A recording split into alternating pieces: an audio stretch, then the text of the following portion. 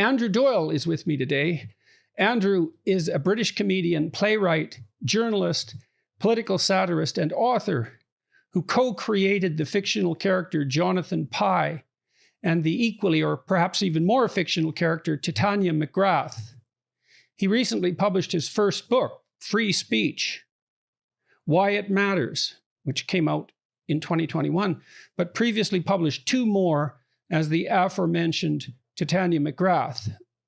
The first of those was Woke, A Guide to Social Justice, published in 2019. And the second was My First Little Book of Intersectional Activism, published in 2020.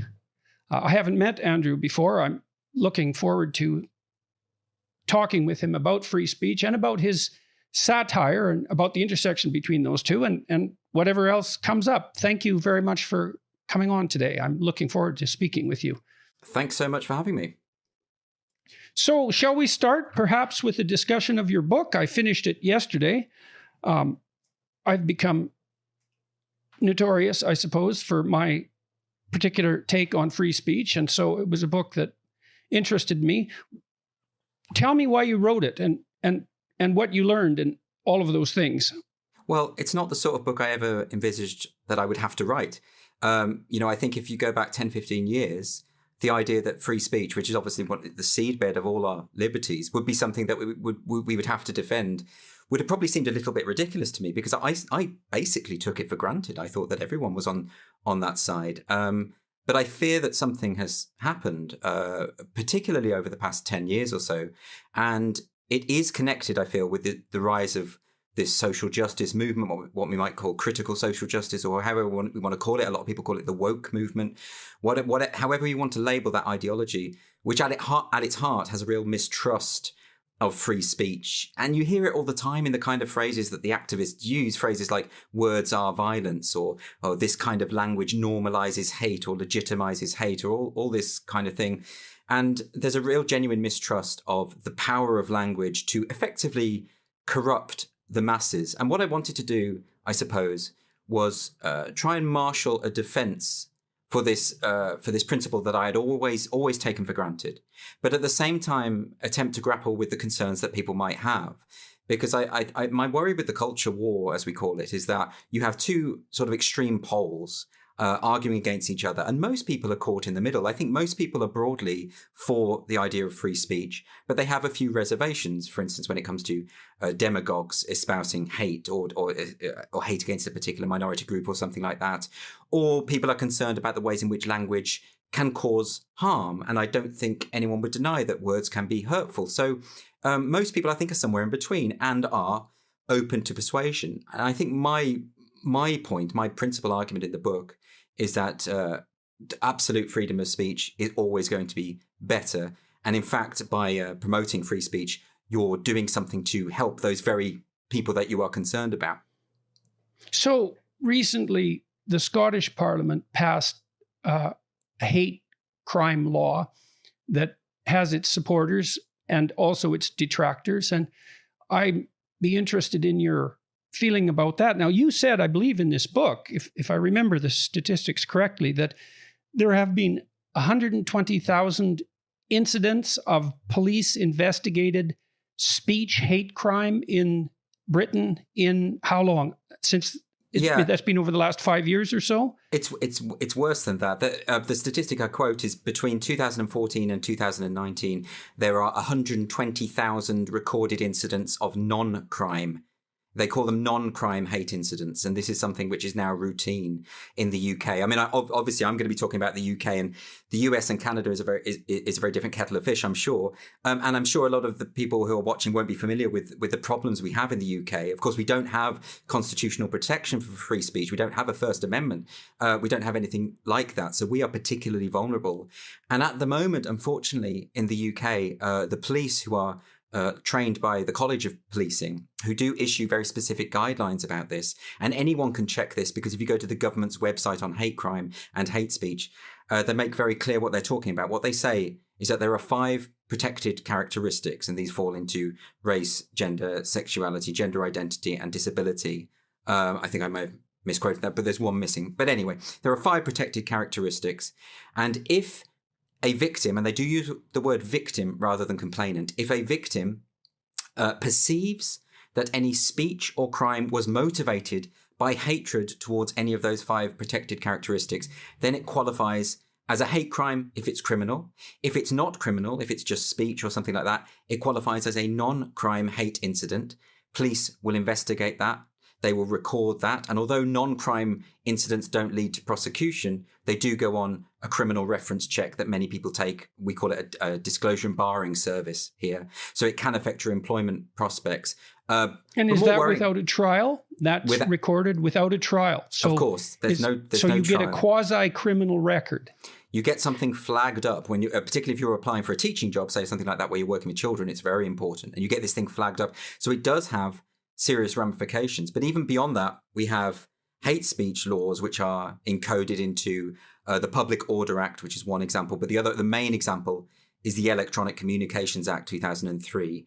In this country, and I do quote the statistic in the book as well, we have roughly 3,000 people arrested a year for offensive things that they have said online. That's so. In other words, 9 people a day, roughly, the police in the UK are arresting.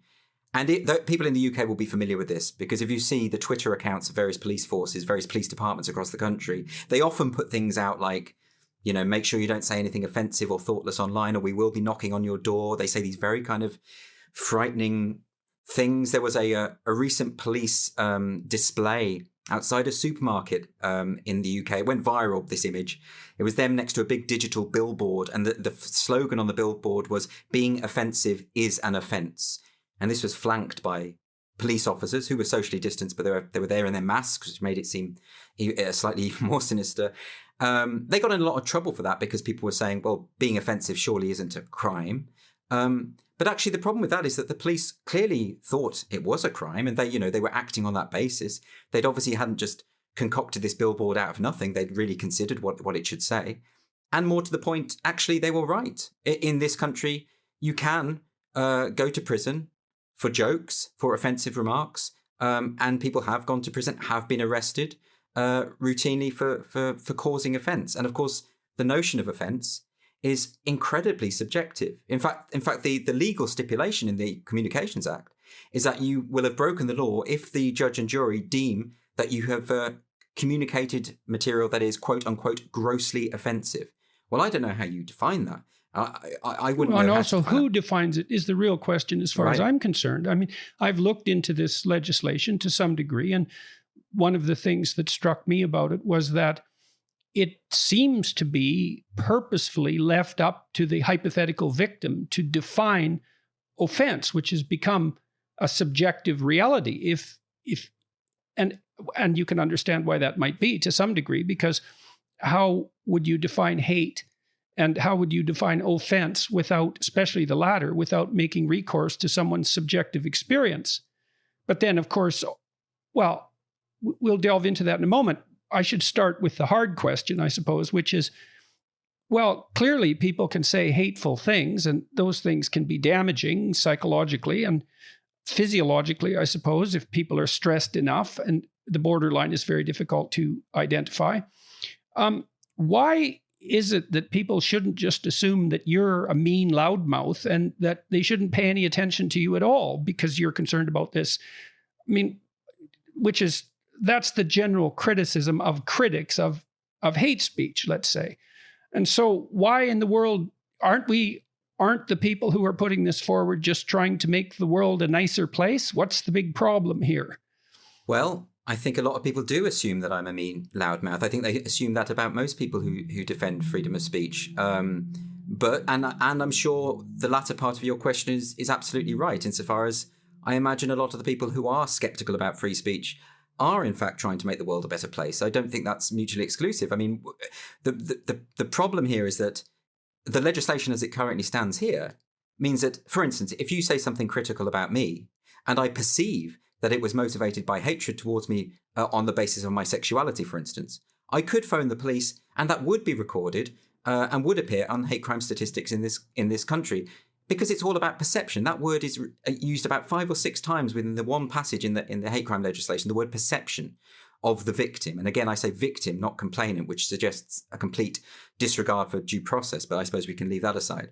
But the most common and the most frightening misconception I have found when it comes to people defending free speech is that they are doing so because they want to have the right to say appalling things about people with no comeback whatsoever. And they want to go back to some imaginary good old days, where you could just be casually homophobic and racist and sexist and all the rest of it, and no one would call you out for that. Now, I don't know anyone who falls into that category. And most people who are, advocating for free speech are doing so precisely because they are aware that in countries where free speech protections are meager, minorities tend to suffer the most.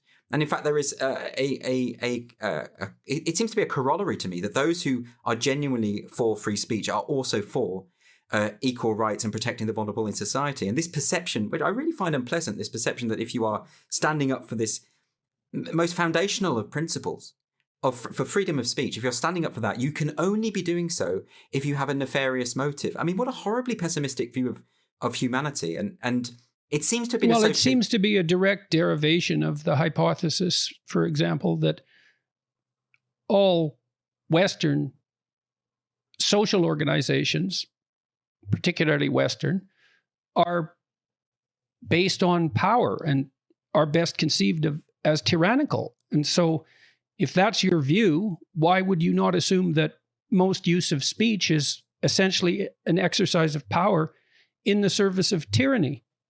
But then why would you assume that the government in control of any particular country isn't part of that tyranny that you're describing? It seems odd to me to be mindful of the potential for tyranny, but then to outsource all your individual liberties to the state. It seems contradictory to me. Well, I guess the way that is elided over is by allowing the hypothetical individual victim to define the offense. This is the problem, though. The problem I've run into, and this is partly why I appreciated your book, is that increasingly people are called upon to defend fundamental assumptions that were so taken for granted that virtually no one has an argument that's fully articulated at hand. Yeah. When no one questions free speech, no one has to defend it thoroughly. As soon as it's questioned, well, it becomes an extraordinarily complicated problem. The same with gender identity. When no one's paying attention to it, it's obvious. But as soon as you have to think it through, it becomes a rat's nest, to say the least. When I was in the UK a few years ago, I saw a number of things that I felt were disturbing. People seem to have accepted the omnipresence of CCTV cameras to a degree that I found horrifying, frankly.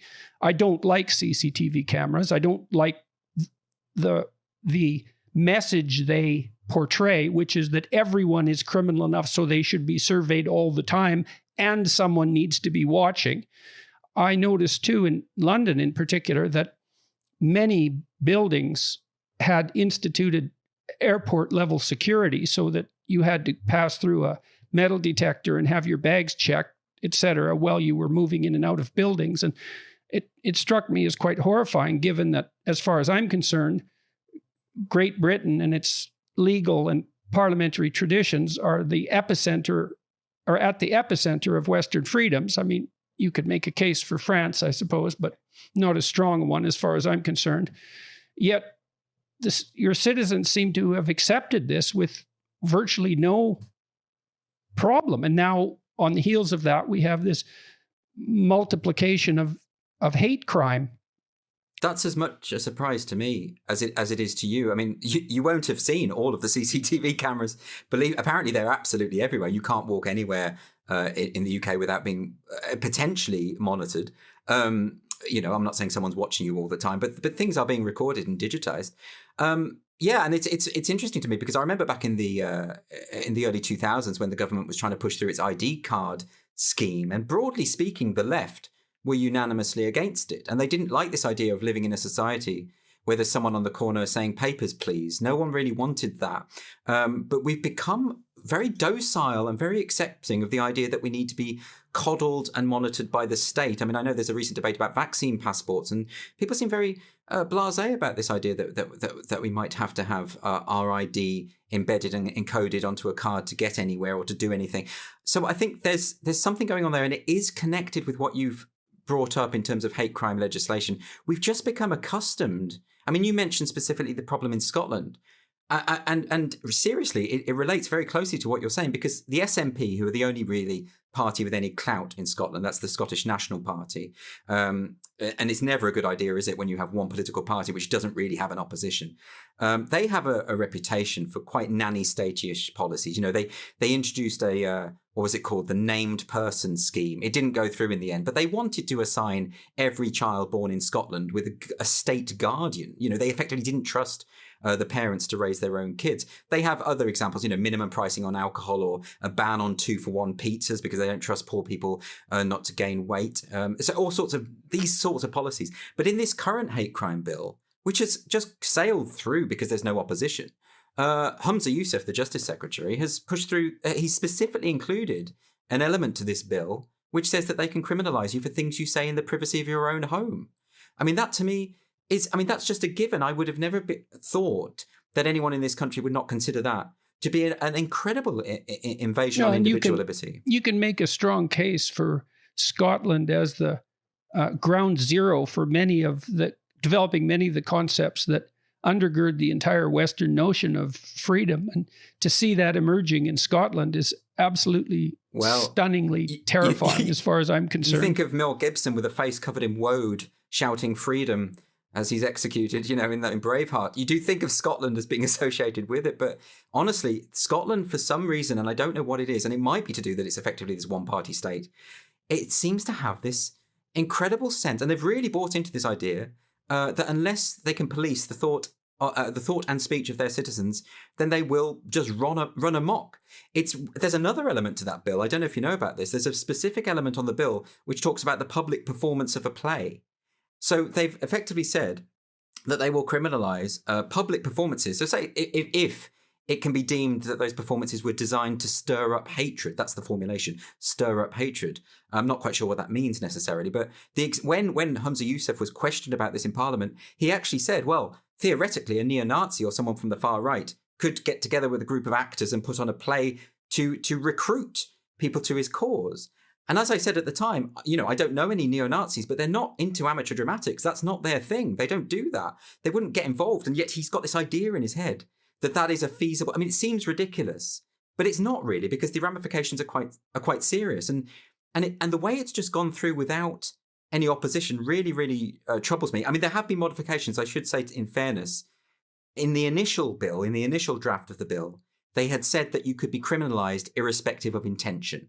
In other words, yes, that was terrifying. Awful. I mean, you know, if you wrote a play that then stimulated someone to join the far right, then you were still responsible whether you intended it or not. Now, the problem, as you know, with theatrical representation or any kind of artistic representation is sometimes you want to represent the worst aspects of humanity because that's part of drama and literature and all the rest of it. I mean, there would be no artistic freedom if that went through. So fortunately, that element of the bill was modified.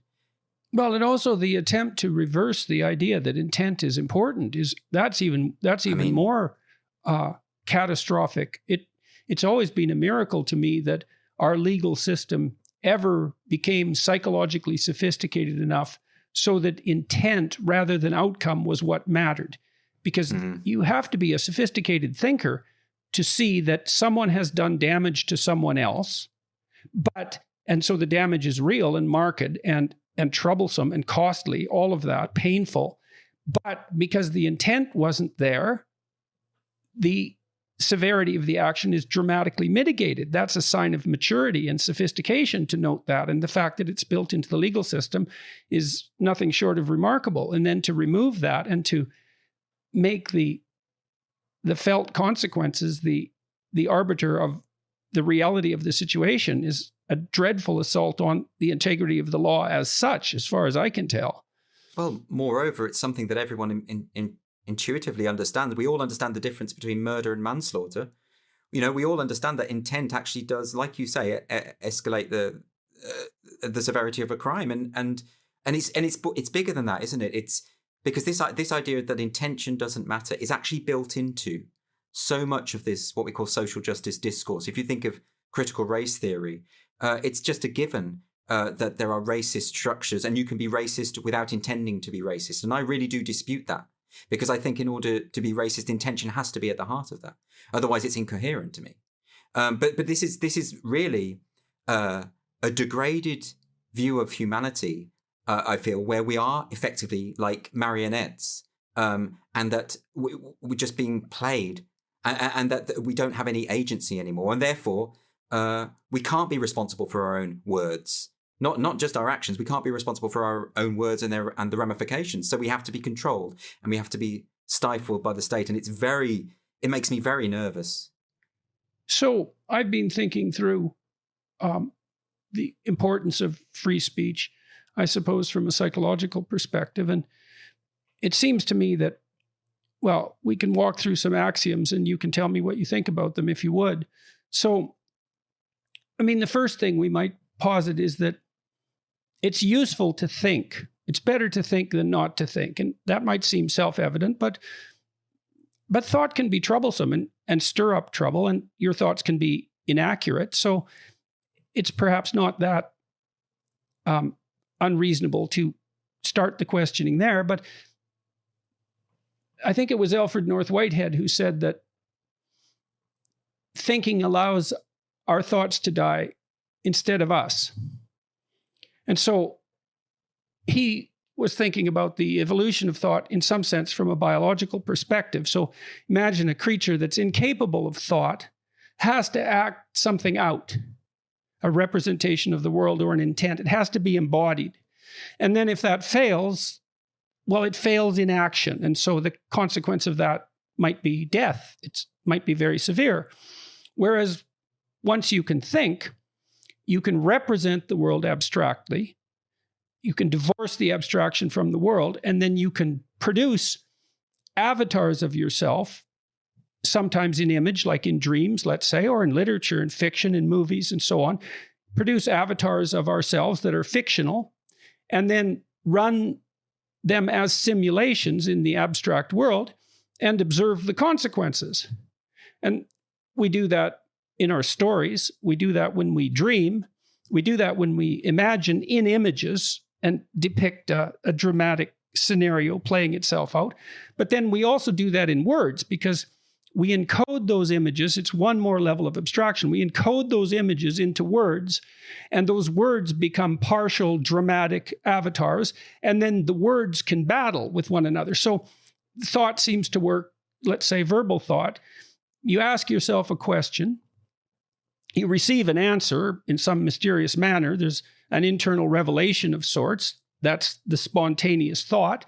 You know, when you sit down to write a book, thoughts come to you, perhaps because you pose yourself a question, and no one knows how that works, but we experience it, that thoughts manifest themselves in the theater of our imagination. So that's the revelatory aspect. And then there's the critical aspect, which is, well, now you've thought this and perhaps you've written it down. Can you generate counterpositions? Are there universes that you can imagine where this doesn't apply? Are there situations where it doesn't apply? Are there better ways of formulating that thought? But I would say, with regard to critical thought, and to some degree with regard to productive thought, an indeterminate proportion of that is dependent on speech. I don't think it's unreasonable to point out that thought is internalized speech, and that the dialectical process that constitutes critical thinking is internalized speech. So you and I are engaging in a dialectic enterprise. You'll posit something and I'll respond to it, and you'll respond to that. And we're in a kind of combat. There's some cooperation about it as well. And we're attempting to formulate a truth more clearly, at least in principle, if we're being honest. We do that when we're speaking. So our thought, the quality of our thought, is actually dependent on our ability to speak our minds. Absolutely. And then, so go ahead. Well, I couldn't agree more, because I think speech is the way in which we collaborate on our thoughts. That's how it works. You refine those thought processes that you've described. I mean, I'm no psychologist, but I understand this basic premise that we have these various thoughts that are continually in conflict within ourselves. Unless we're able to articulate them and to engage in others through that process, through that transactional process of speech, then those thoughts are never refined and they remain in this kind of infancy. And this is yes, why they're as refined as we can make them as individuals. Sure. But that's also assuming that you even have the words, which you also learned in a dialectical process. Right, exactly. It's not as though the truth is ever fully graspable, but we can get nearer to it through that collaborative process of speaking and articulating the thoughts. And in fact, even in the act of, like you say, writing or articulating yourself, as with your self-authoring program, for instance, the act of writing things out is what clarifies the points of view for you. I've actually found that the way that I think about these issues now is largely a product of the fact that I've written so much about it and change my mind through the act of learning how to express myself on these points. And the consequence of not having that opportunity, I think, is something I would barely want to contemplate. And I think that to give an example of the moment, which is that because any kind of attempt to have a discussion or debate about the perceived conflict between trans rights and gender critical feminism, because to even attempt that discussion at the moment will have such grave social consequences, and certainly in terms of career prospects, major consequences, people will not have that discussion. I have people I know in politics, in the media, and they say to me quite honestly, I will not talk about this. I have concerns, I have qualms, I want answers to questions, but I absolutely will not open my mouth about this. And if you don't do that, this is why no one understands the issue. This is why no one has reached any kind of consensus on this issue. All we have is a sense in which to have the quote-unquote wrong opinion makes you a pariah, and therefore I'd better not have that opinion. Well, then that's not a sincerely held conviction. If the definition of wrong is continually transforming and in an unpredictable manner, then it's best just to sidestep the issue entirely. And then that leaves it murky and ill-defined and assuming that you believe that thought has any utility. And so when you're sitting down to write, or when I'm sitting down to write, and I produce a sentence, it might have come from some theoretical perspective. Maybe I'm approaching something from a Freudian perspective or a Marxist perspective or an Enlightenment perspective, etc. I mean, it's a psychological trope, I suppose, that we all think the thoughts of dead philosophers, right? We think we have our own opinions, but that's really rarely, very, very, very rarely the case. It's not that easy to come up with something truly original, and generally you make incremental progress at best. And so your ability to abstractly represent the world and then to generate avatars that can be defeated without you dying is dependent on your incorporation of a multitude of opinions. And that in itself is a consequence of, that works to the degree that communication is actually free and that you can get access to as much thought as you can possibly manage. So I can't see how you can deny the centrality of free speech as a fundamental right, or the fundamental right perhaps, unless you simultaneously deny the utility of thought. But maybe if you are also inclined to remove the individual from the central position of the political discourse, then maybe you can also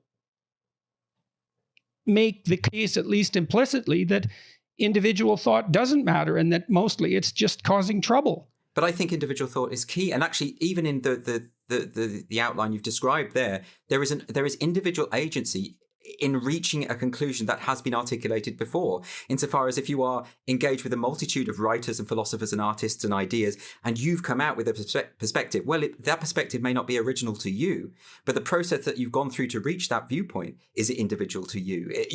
There is a power in that. So there's something important about that. There's something crucial. If you're a practicing psychotherapist, one of the things you have to learn is to not provide people with your words too much. What you want is for them to formulate the conclusion.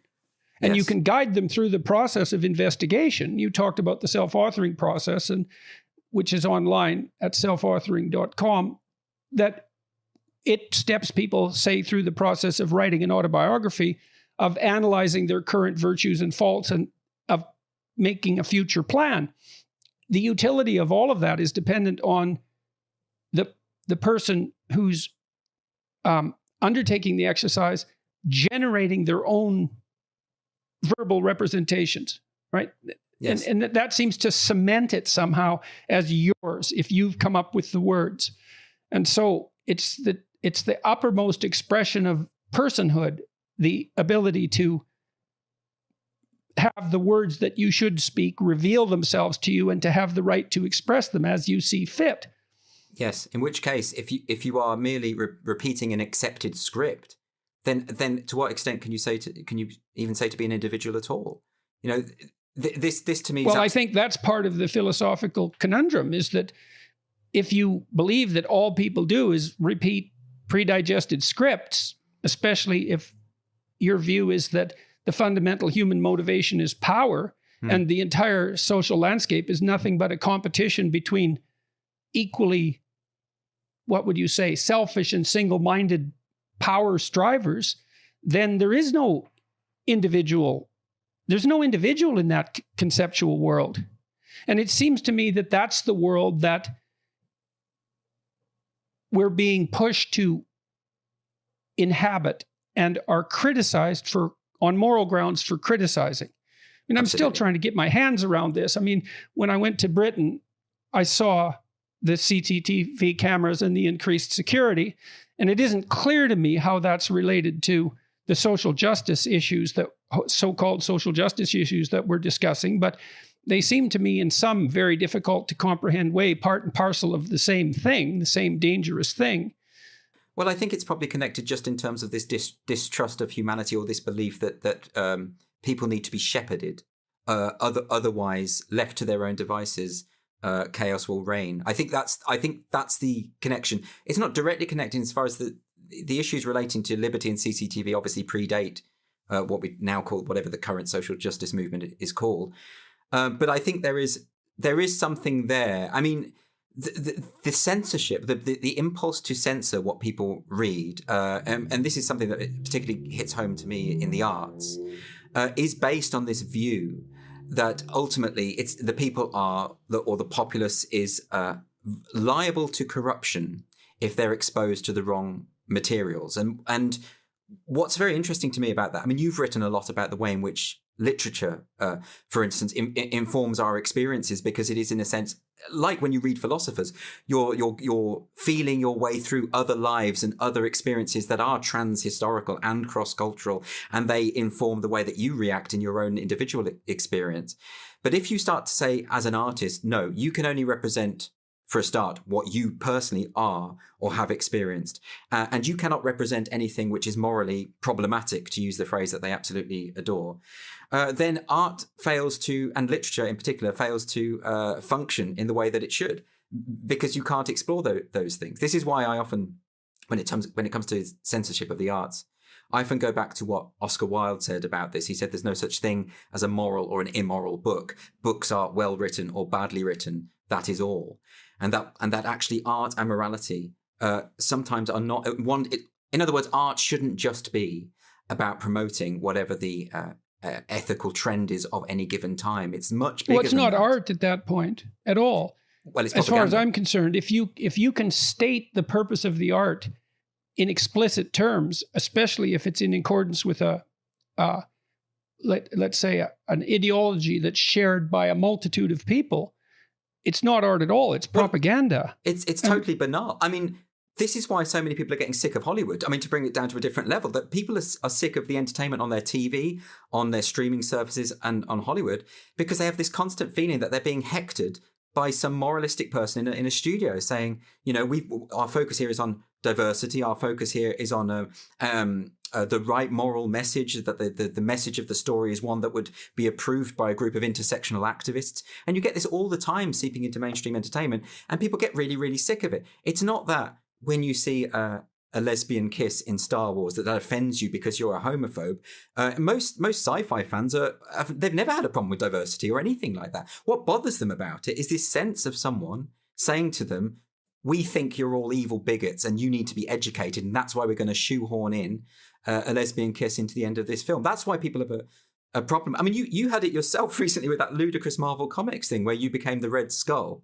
And that, to me, was a perfect example of the banality of an artistic endeavor that becomes an exercise in political pedagogy. Because that was quite clearly, I mean, you couldn't even say it was satirical, because it cannot be satirically effective if the thing that they are comparing you to is the precise opposite of the thing you believe. I mean, of all the sort of public figures I can think of, you have the most clear track record of opposing tyranny in all its forms, which anyone who knows anything about your work will know. You've spent years lecturing about the evils of authoritarianism, including Nazism. So the idea that you would then become this super magic Nazi is propagandistic. It's totally banal artistically. Firstly, it's not satirically right, but also it's just. Do you know what it reminds me of? Actually, I don't know if you remember after the fatwa against Salman Rushdie, there was a film made in Pakistan called International Guerrillas, where they turned Salman Rushdie into this evil villain playboy who was colluding with the Israeli military services. And at the end of the film, these flying copies of the Quran float down and shoot laser beams into his head and kill him off. And that is such a ridiculous, laughable film. You know, you put your enemy as the main villain and you just misrepresent him in that way. Well, that's just what they did to you. It's as banal as that. And I think people are sick of that. Well, the response, thankfully, seems to indicate that, it didn't do me any harm as far as I can tell. I mean, it was very shocking to me that it happened. It took me about 12 hours to sort of regain my composure because I actually couldn't believe it to begin with. I was sure that it was a fabrication. Yeah. But then it was even more shocking when I found out who had authored it. It was someone who had an intellectual reputation. And so. But he's an activist, isn't he? He's an intersectional activist. His opinions definitely place him on the side of the radical left. So it's very difficult to. So there's an attack on the essence of free speech. I mean, I remember reading Derrida. Derrida criticized our culture, Western culture, as phallogocentric. Yeah, and it's really actually quite a precise word. So the phallic part of it is masculine, obviously, related to the phallus, and logos is, well, that's the central concept of Greek rationalism, but it's also the central concept of Christianity. And the logos is something like the magical power of genuine and true speech. It's something like that. And there are representations of the magical power of speech that predate Greece and Christianity. You see it in Mesopotamia. The equivalent to the savior in ancient Mesopotamian religious thinking was Marduk, and he could speak magic words.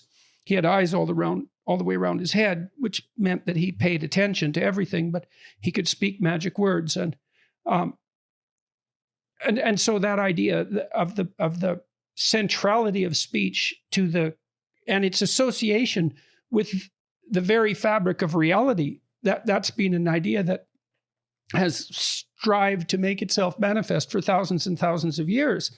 I mean, in the Judeo-Christian tradition, in the biblical tradition, the word is given cosmological status as the thing that brings habitable order out of chaos, and it's identified with divinity itself. And so the assault on free speech is an assault on a principle that's fundamental beyond, say, its central importance to the Enlightenment. It's an assault on the idea of the logos itself. I agree. This is why I always mistrusted the post-structuralists. So when I was studying for English, it was the Derrida and Foucault and Lyotard, and these were taken as a given. And this idea that there is no truth beyond language. Language is all. Language is the way in which we construct our perception of reality and our perception of truth, and that actually there is no truth at the heart of it. I just found it so depressingly pessimistic, because it also means that you can construct any kind of reality you like, and maybe that's part of the motivation for it is the hypothetical lack of constraint by anything that seems to imply, right? I mean, if there's no canonical reality, well, there's no responsibility, that's for sure. You could argue that there's no meaning and it's deeply pessimistic, but maybe the payoff for that is no responsibility, but there's also no constraint of any sort. There's certainly no ethical constraint. And I mean, I keep trying to dig to see what's at the bottom of this, this anti-logos sentiment. And it's a very difficult thing to get right. Maybe it's not even as deliberate as the way that it sounds. Maybe it is just the fact that these theories, for whatever reason, became fashionable in universities about 20 years ago, and now, for whatever reason, they have escaped into the mainstream. And you know, I mean, most of the people that push this stuff don't read Foucault, and they don't know about the people whose ideas they've imbibed and actually very much misunderstood. You know, I mean, the whole point of the postmodernists was to trash the notion of grand narratives, and what we have now in the social justice movement is an incredible grand narrative. You know, we are on the right side of history. We are the righteous ones, and everyone else needs to be, decimated. And it seems to me that this stuff, I don't think it's as conspiratorial as that. I think it's just sort of circumstances of history, one thing after another, and this is where we're at now.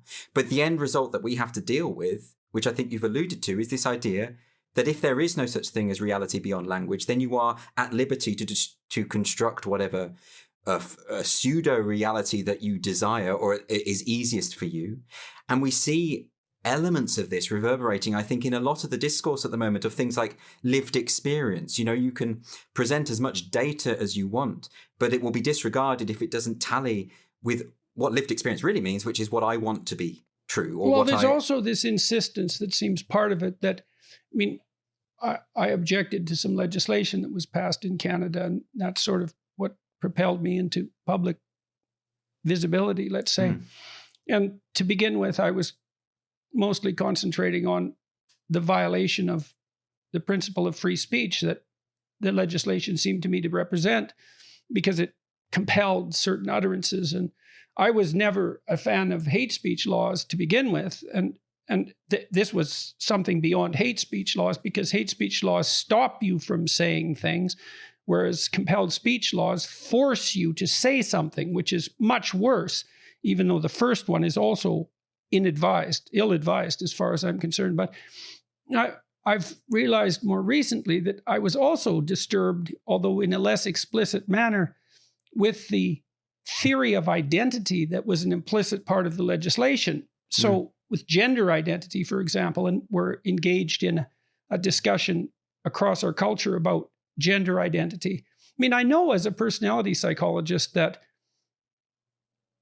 there are females, biological females, who have masculine personalities, and there are biological males who have feminine personalities.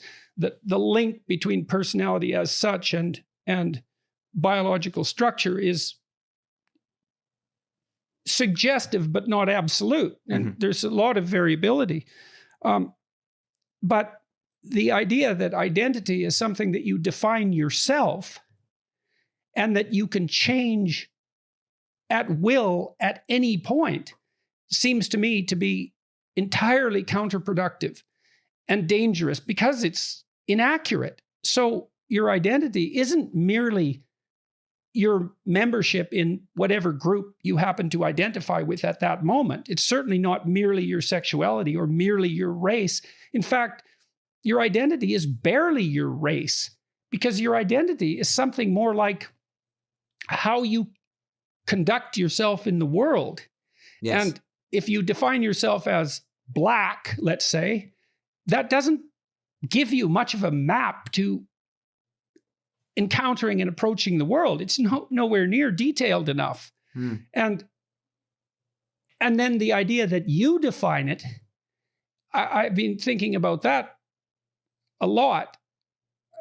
You never define your identity by yourself. You can't, because you're surrounded by other people and they have to play along with you. And if they don't play along with you voluntarily, which means they appreciate the quality of your game and they understand it, then you're either going to be alienated or you have to impose your identity by force. But that's also not a very good solution. I mean, I just spent some time interviewing one of the world's foremost authorities on aggression, and that'll be released in a bit. Perhaps it's been released before this will be released.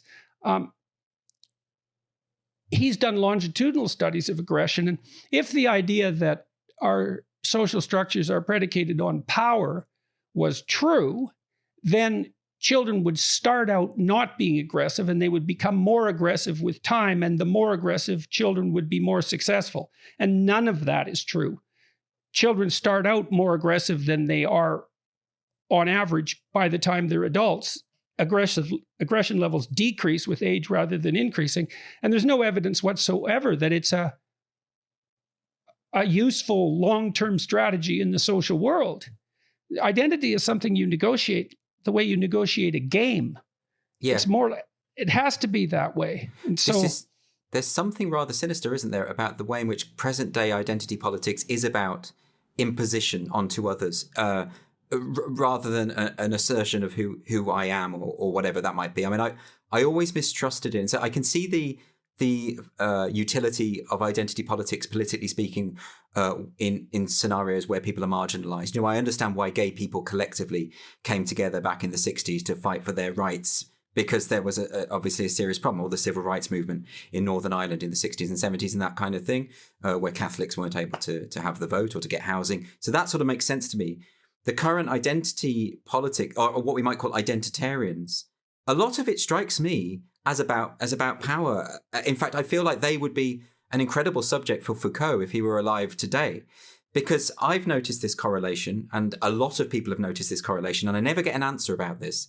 But why is it whenever I'm viciously attacked or threatened, something particularly pernicious, the person doing it always has their pronouns in their bio or a rainbow gay flag in their bio? Why is there a correlation that I've experienced again and again? I mean, it's almost inevitable at this point, between the need to self-identify in terms of sexuality and gender, and a kind of cruelty or viciousness or a need to attack, an aggression, in other words. One of the things that disturbs me constantly about ideological representations of the world, broadly speaking, is that their fundamental danger is that they always contain a too convenient theory of evil and malevolence. Mm-hmm. And for me, any theory that locates the fundamental problem of evil somewhere other than inside you is dangerous. Now, that isn't to say that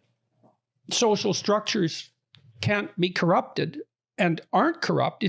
That's an existential problem in and of itself. It's always the case that our social institutions aren't what they should be, and they're outdated, and they're predicated to some degree on deceit. And people who use power can manipulate them, sometimes successfully.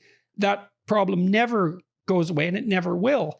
But when the evil can be easily located somewhere else, then you have every moral right to allow your unexamined motivations to manifest themselves fully, because you can punish the evildoers and always remain on the moral side of the fence. There's a huge attractiveness in that. I mean, this is something you've explored a lot with the idea of Solzhenitsyn's idea about the good and evil cutting through the heart of every human being, because that to me, it really gets to the heart of a lot of what I would call a kind of infantile culture. I think this is a symptom of childishness. You know, whenever I was learning about literature and what constituted more sophisticated literature and what didn't, Disney films, childish films, let's take Tolkien, for instance. Bad people look bad. They look like orcs, they're ugly, and there are villains, and then there are heroes, and they are good. There isn't complexity. And if you have a more complex novel, like a Mervyn Peake novel, where people aren't necessarily good or bad, they're both, they struggle within themselves and with other people, that is a mark of a kind of adult novel as opposed to a childish novel, right? And that's quite an important distinction. And I think most of the political and ideological battles that I find myself in the middle of, and I'm sure you do as well, are because people are just reducing everything to this binary of good versus evil and putting themselves on the side of good. It is a very infantile, almost like a caricature of religion. You know, it's and I see it again and again. We had it in this country with the Brexit vote. Effectively, what happened in the vote here, and the reason why it became so toxic and families fell apart, and you wouldn't believe. I know it wasn't reported very much elsewhere, but it was like a kind of ideological civil war here, but not a very sophisticated one, because it came down to this narrative that if you voted to leave the EU, you were evil, racist, stupid, and if you voted to remain, you were good and progressive and all the rest, and noble and virtuous, right? And of course, there are all sorts of good reasons to have voted either way. And this kind of caricature, and it happens again with. Well, with you described it as a caricature of religion. And I think that's what an ideology is.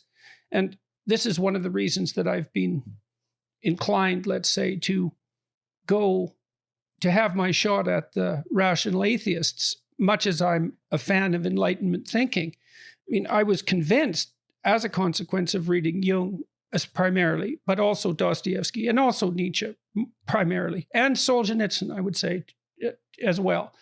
And then biology as well, as I studied that more deeply. There's no escaping a religious framework. There's no way out of it. And if you eliminate it, say, as a consequence of rational criticism, what you inevitably produce is its replacement by forms of religion that are much less sophisticated. I mean, well, it's not religion. It's a fundamentalist religion. It's, if I look back to my Catholic upbringing, actually acknowledging your own capacity for sin is at the heart of Catholicism. That's why we have the confessional. That's why you sit there and tell this stranger all these things you've done wrong, because it's reckoning with it. That's far from trivial. It's unbelievably not trivial. And because it was so common, like a common part of Catholicism, it can be passed over without notice.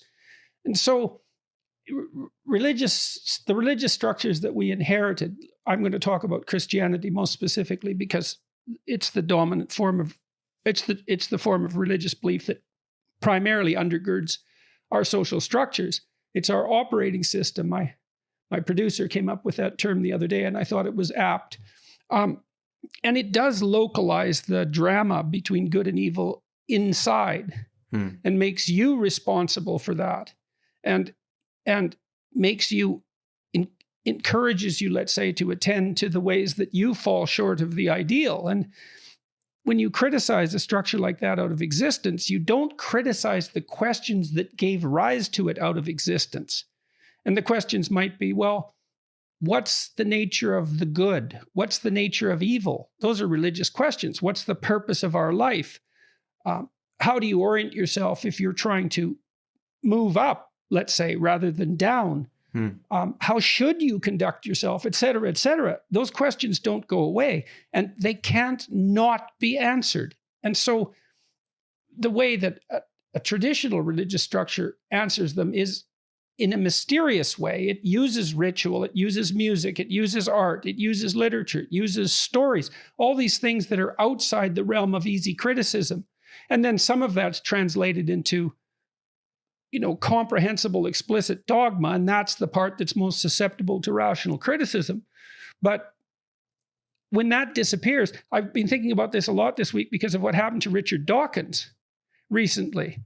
And I have my differences with Dawkins and the rest of the rational atheists because I think that they underestimated the danger of dispensing with what they were attempting to dispense with. And I see the influx of religious fervor associated with political ideas as a direct consequence of the lack of separation, let's say, between church and state psychologically. But Dawkins has fallen foul of this new religion, but his case actually really is testimony to what we're talking about, that this is not a religion in a traditional sense. It is an infantile religion that only sees things in binaries of good and evil, because he was posing a question about identity. He was saying, if it is possible for Rachel Dolezal to identify as black, why is she universally condemned and derided, but somebody can identify as the opposite sex and they are celebrated? And all he was doing was posing the question. He wasn't even actually making a claim. Yeah, well, he was doing what a scientist actually does. I mean, I've been shocked frequently in my interactions with journalists because I've worked as a scientist for 3 decades, and I'm accustomed to the way that scientists think and speak. And when I'm sitting around with my graduate students and there's a problem or an issue, what they do, and my colleagues as well, is generate a bunch of hypotheses about why that might be. They don't necessarily believe them, but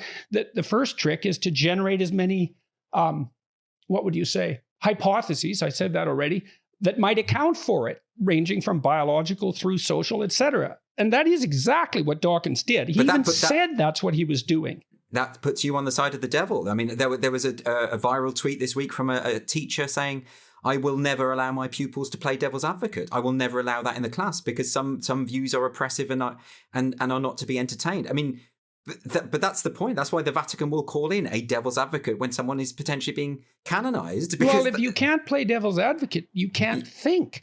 That's it. You have to have a devil's advocate in your head. If you don't have a devil's advocate in your head torturing every thought you generate, you're not engaged in critical thinking. Right. Well, that's for sure. That's the scientific process to disprove yourself. I mean, that's what surprises me about Richard Dawkins' response, because I think what he didn't realize is that he was caught in this good versus evil binary, and he was the heretic now. He had been branded. He posed the question you're not meant to pose, and therefore he's now outed himself as one of the demons. He's there in pandemonium with the other demons. Now, but then he of course backtracked and apologized and said, "Well, I didn't want to offend anyone." And of course, in an adult rational world, that would be taken in good faith and what. But he didn't. I don't think he fully appreciates what's going on here. Is that he's already marked himself as the sinner. Well, here's his apology, let's say. Now, what he should have said, as far as I'm concerned, here's what he said. Okay. I do not intend to disparage trans people. I see that my academic disgust question has been misconstrued as such, and I deplore this. It was also not my intent to ally in any way with Republican bigots in the US now exploiting this issue. And so It's so interesting that that's what he did, because... Well, it's buying into the tribalism thing. You know, it's also not the best response to defend him. What he should have said was something like, "Look, people, here's something to think about that I was posing. That's what scientists do.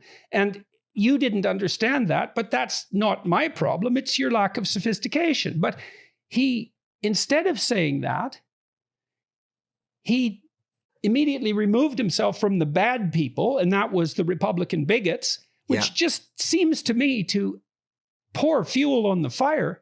And then he also said that he didn't intend to disparage trans people, which isn't the issue at all. Well, also, there was no implication in what he asked that he had ever intended to disparage trans people. But to be fair to him, I understand when you're caught in the middle of a Twitter storm, you just want it to stop. And I've heard you talk about this as well. Is actually your response probably isn't going to be the best one. You just want it to go away. No, well, look, I mean, one of the things that's really worth pointing out here, and it's not like I don't have sympathy for Dawkins. I have sympathy for Dawkins. I sent out a tweet defending him yesterday. I mean, Dawkins is an admirable scientist in my estimation. I learned lots from reading his books.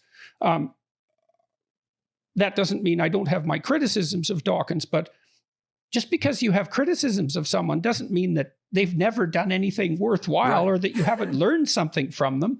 And that's especially true in the scientific realm. I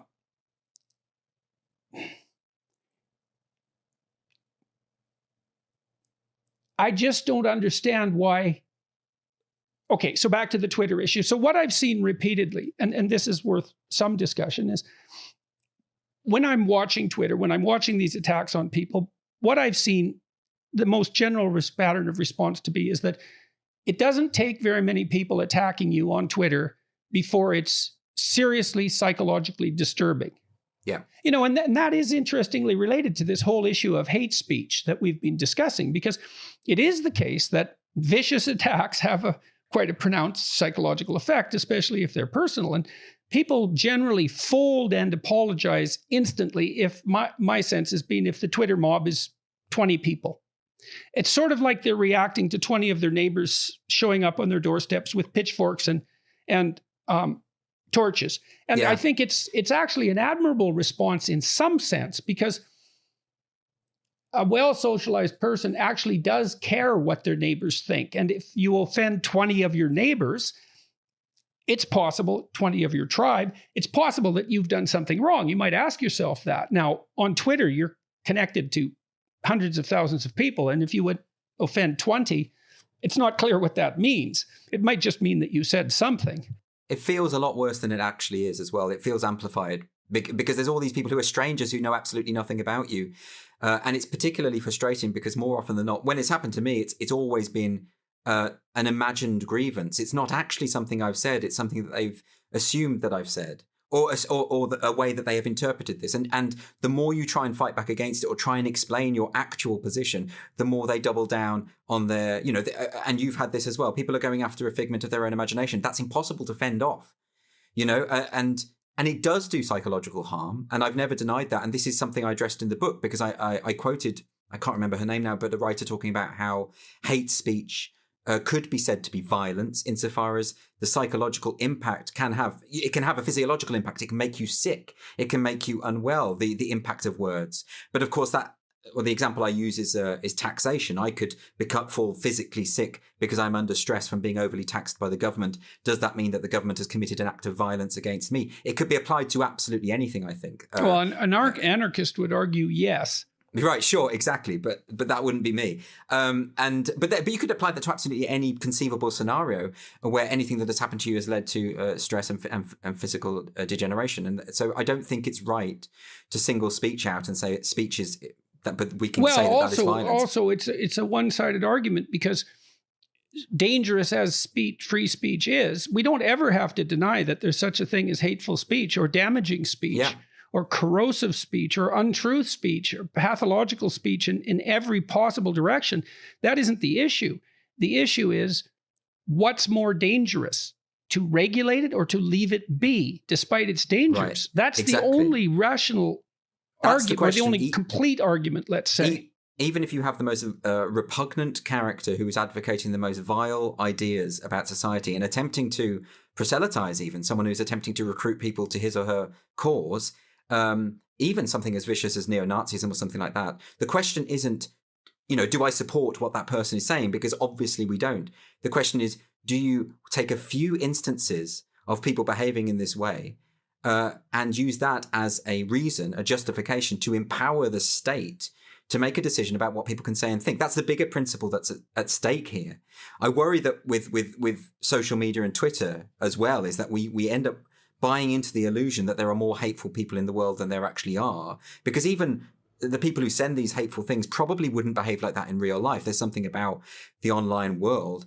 And what it does is absolutely, this is the heart of cancel culture. This is why it works. Like you said, it's just a few tweets. That's all it takes. I've seen situations where companies and corporations will backtrack on a policy just because of one or two tweets, because they fear this deluge of people. It has such disproportionate power. And often with this kind of cancel culture, it is often about something that someone hasn't even said. The example of Dawkins is perfect because a lot of the people, and some prominent people I saw, were saying, look, Dawkins has now outed himself as a transphobe. If you said to them, where is the transphobic him today, thing? you tomorrow, bucko. Well, quite, because if someone is transphobic simply because you've decided that, it was the same with J.K. Rowling. It became suddenly quite normal for commentators on the mainstream media to say that she has said transphobic things. Well, where? Because I've read her comments and her essay on the trans issue that she posted on her blog, and it was a long essay which was very compassionate and nuanced. And at no point, it's the opposite. She says that she supports trans rights and she would stand there against any discrimination. And I've been in these fights all the time. If ever you ask someone to say, can you just quote the transphobic thing that she said? They never can. And an adult would say, okay, I can't find the evidence of my preconception, so therefore I should revise my view. But they don't. They double down on it, and they find these they use casuistry and whatever linguistic, semantic tricks they can to come back round to the conclusion they'd already decided. Same with Dawkins. Not just the American Humanist Association. I saw a major blogger saying that anyone who was defending him is transphobic. And if that's all it takes to be smeared in this way, If it doesn't matter what you say, if all that matters is what people decide that you believe, then I suppose this goes back to this pseudo-reality we were discussing. Well, I guess what Dawkins got in trouble for, let's take it apart a bit, okay? Because it's worth doing. He said, this is his original tweet, in 2015, Rachel Dolezal, a white chapter president of NAACP, was vilified for identifying as Black. Some men choose to identify as women, and some women choose to identify as men. You will be vilified if you deny that they literally are what they identify as. Discuss. Okay, so he put forth a set of propositions, but the proposition has a point. And the point is, what is it that you can and can't identify with? And what power do people have to enforce their decision on others? And that's really the question he's asking if you strip it down. And that is actually a question that's very threatening to, well, let's see, who would it be threatening to? Well, it would be threatening to anyone who insists that you can choose an identity, say in the realm of gender, and that you should have the right to enforce your choice despite other people's opinions, let's say. So he's asking, why is there an inherent contradiction in the intersectional discourse? Why is it that racial identity is not malleable and in fact has to be strictly policed, hence why we have all these debates about cultural appropriation? Why is that so rigid? And yet, even if the lived experience, let's go back to that, the lived experience of the person tells them otherwise. I mean, Rachel Dolezal wrote a whole book in which she outlines how she feels that she has always been Black. It isn't just, I choose to be Black one day. It is something, her lived experience is that in essence she is. So why is that to be vilified universally without question and there's no discussion to be had here? And yet, someone who chooses, in other words, that gender identity is something that is malleable and open to options and actually infinite options. Why? And I think well, there is a maybe he's vilified there. Because he asked a question that's at the heart of the problem with identity politics, period. Particularly because when it comes to race, virtually all intersectionists would accept that race is socially constructed. This is something they're always talking about. And so therefore, in a sense, there is more of a case for transracialism. If you want to say that that it is an identity that can be mixed. Well, in some sense, we already accept transracialism as a given. And so here's something, I might as well get in trouble for this. Well, if your ancestry is 95% Caucasian and 5% non-Caucasian, Asian, Black, let's say, you're not Caucasian.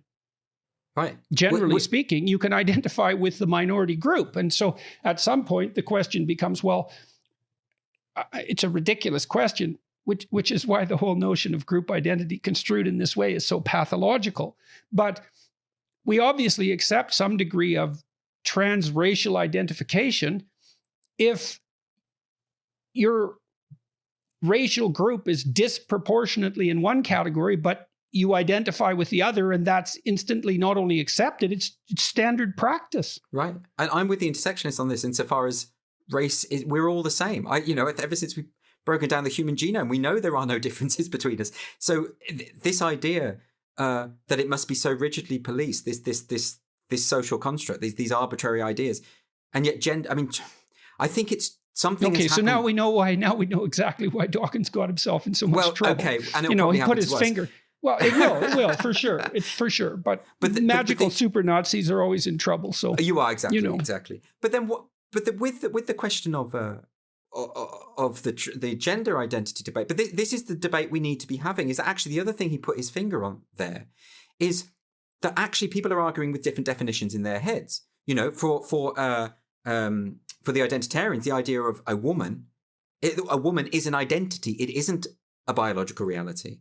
But for most people, the classification of woman is biological reality, not identity. So in other words, and why is it that we cannot have that discussion? So okay, so you believe this thing and we believe the other, and that's why we're at loggerheads. But let's have the discussion. Why can that not happen? Why does it have to be? If you've decided, well, that's actually what we're trying to unpack is what's the motivation at the root of this. And it seems to me, I do believe it's something like a pronounced infantilism. One of the things I've been toying with is the idea that the demand for gender fluidity in late adolescence, let's say, is something like the consequence of insufficient fantasy play in childhood. That I remember, for example, when my son was little, his sister and her friends used to dress him up as a fairy, princess. Mm-hmm. They did this with some regularity, and I kind of cast a dim eye on that, but I thought it through, and it sort of disturbed me. And then I thought it through, and I thought, wait a second here. Leave the kid alone, leave the girls alone. He is playing out what it means to be female in dramatic play. And he needs to do that because otherwise he can't understand what it means to be female. That's how children understand. That's how adults understand things. For God's sake, we go to a movie and we watch someone play out a female and we identify with that because otherwise we wouldn't be enjoying the movie, and we get a bit of a clue about what it's like to inhabit someone else's skin. So there's this necessity for play in gender roles, and that has to manifest itself. And if the play has been interrupted, let's say, by electronic equipment, for example, or any of the other things that might be interrupting it, well, maybe that desire comes back with a vengeance later. And I have to be whoever I say I am. I have to be able to play with this. And well, if it's a developmental requirement, there's going to be a lot of insistence behind it. And it looks immature, and it is, because it should have happened earlier. Most people stabilize their gender identity by the time they're 3 or 4, but it doesn't always happen. So there is an infantilism in this demand for fluidity of identity, this insistence that other people play the game that I insist they're going to play. And then what about the idea that the gender critical feminists would come in and say, well, the idea of a boy dressing up in a dress, there's nothing inherently female about that or feminine about that in any case, that all of this is a construct anyway. And why can't we let the kids some kids are not gender conforming and they can just do what they want. I mean, the concern I have with the current identity obsessed ideology is that they see a boy in a dress and they will say, well, he could potentially be a woman. And by doing so are reinforcing the most conservative views of gender to begin with. And that to me, I'm intuitively against that because I wasn't a gender conforming. I didn't play football with the other boys. I didn't dress up in dresses, but I may have done if they were lying around. I find it very odd that this supposedly progressive radical movement is so dependent on the idea of very, very traditional, unyielding notions of what it is to be male and what it is to be female. Yeah, but only in the case where the identity is across the sex. So you can be, if you're a man who believes he's a woman, that's inviolable and has a biological reference point. But if you're a woman who thinks she's a woman, it doesn't. It's completely malleable. And so, that's an inherent contradiction again, and it's worthy of discussion, surely. And the contradiction doesn't just go away because you won't allow the conversation to happen. The contradiction gets played out in actuality if you don't allow it to be dealt with in abstraction. So then the question is, how do we break through? And this is something I've been really, really thinking about, is that it's no longer just a matter of trying to persuade people. It's almost trying to de-radicalize people at this point. How do I explain to someone the world isn't this fantasy world that you've created in your head where it's full of transphobes and neo-Nazis and all these and good versus evil. The world is actually much more complex and nuanced and requires discussion and thought. How do you break through someone's fantasy so that we can have that discussion? Well, it used to be that you sent them to the university so they could study the humanities. That's the last thing you should do now. Well, that was the answer. That was the whole point, right? To make people more sophisticated in their conceptions. And in which case, is it the case that it's over now? If people were to be educated out of those problems, and now that actually the higher education itself has become so ideologically driven that to go to university means you end up more indoctrinated than when you went there. What hope is there? I feel like I sound a bit frustrated here, but I feel like I'm bashing my head against a brick wall because most of the time when I'm caught in an argument with these ideologues, They are arguing, like I say, with a monster they've created in their own heads. I'm not the person they think I am. I don't have the values they think I have.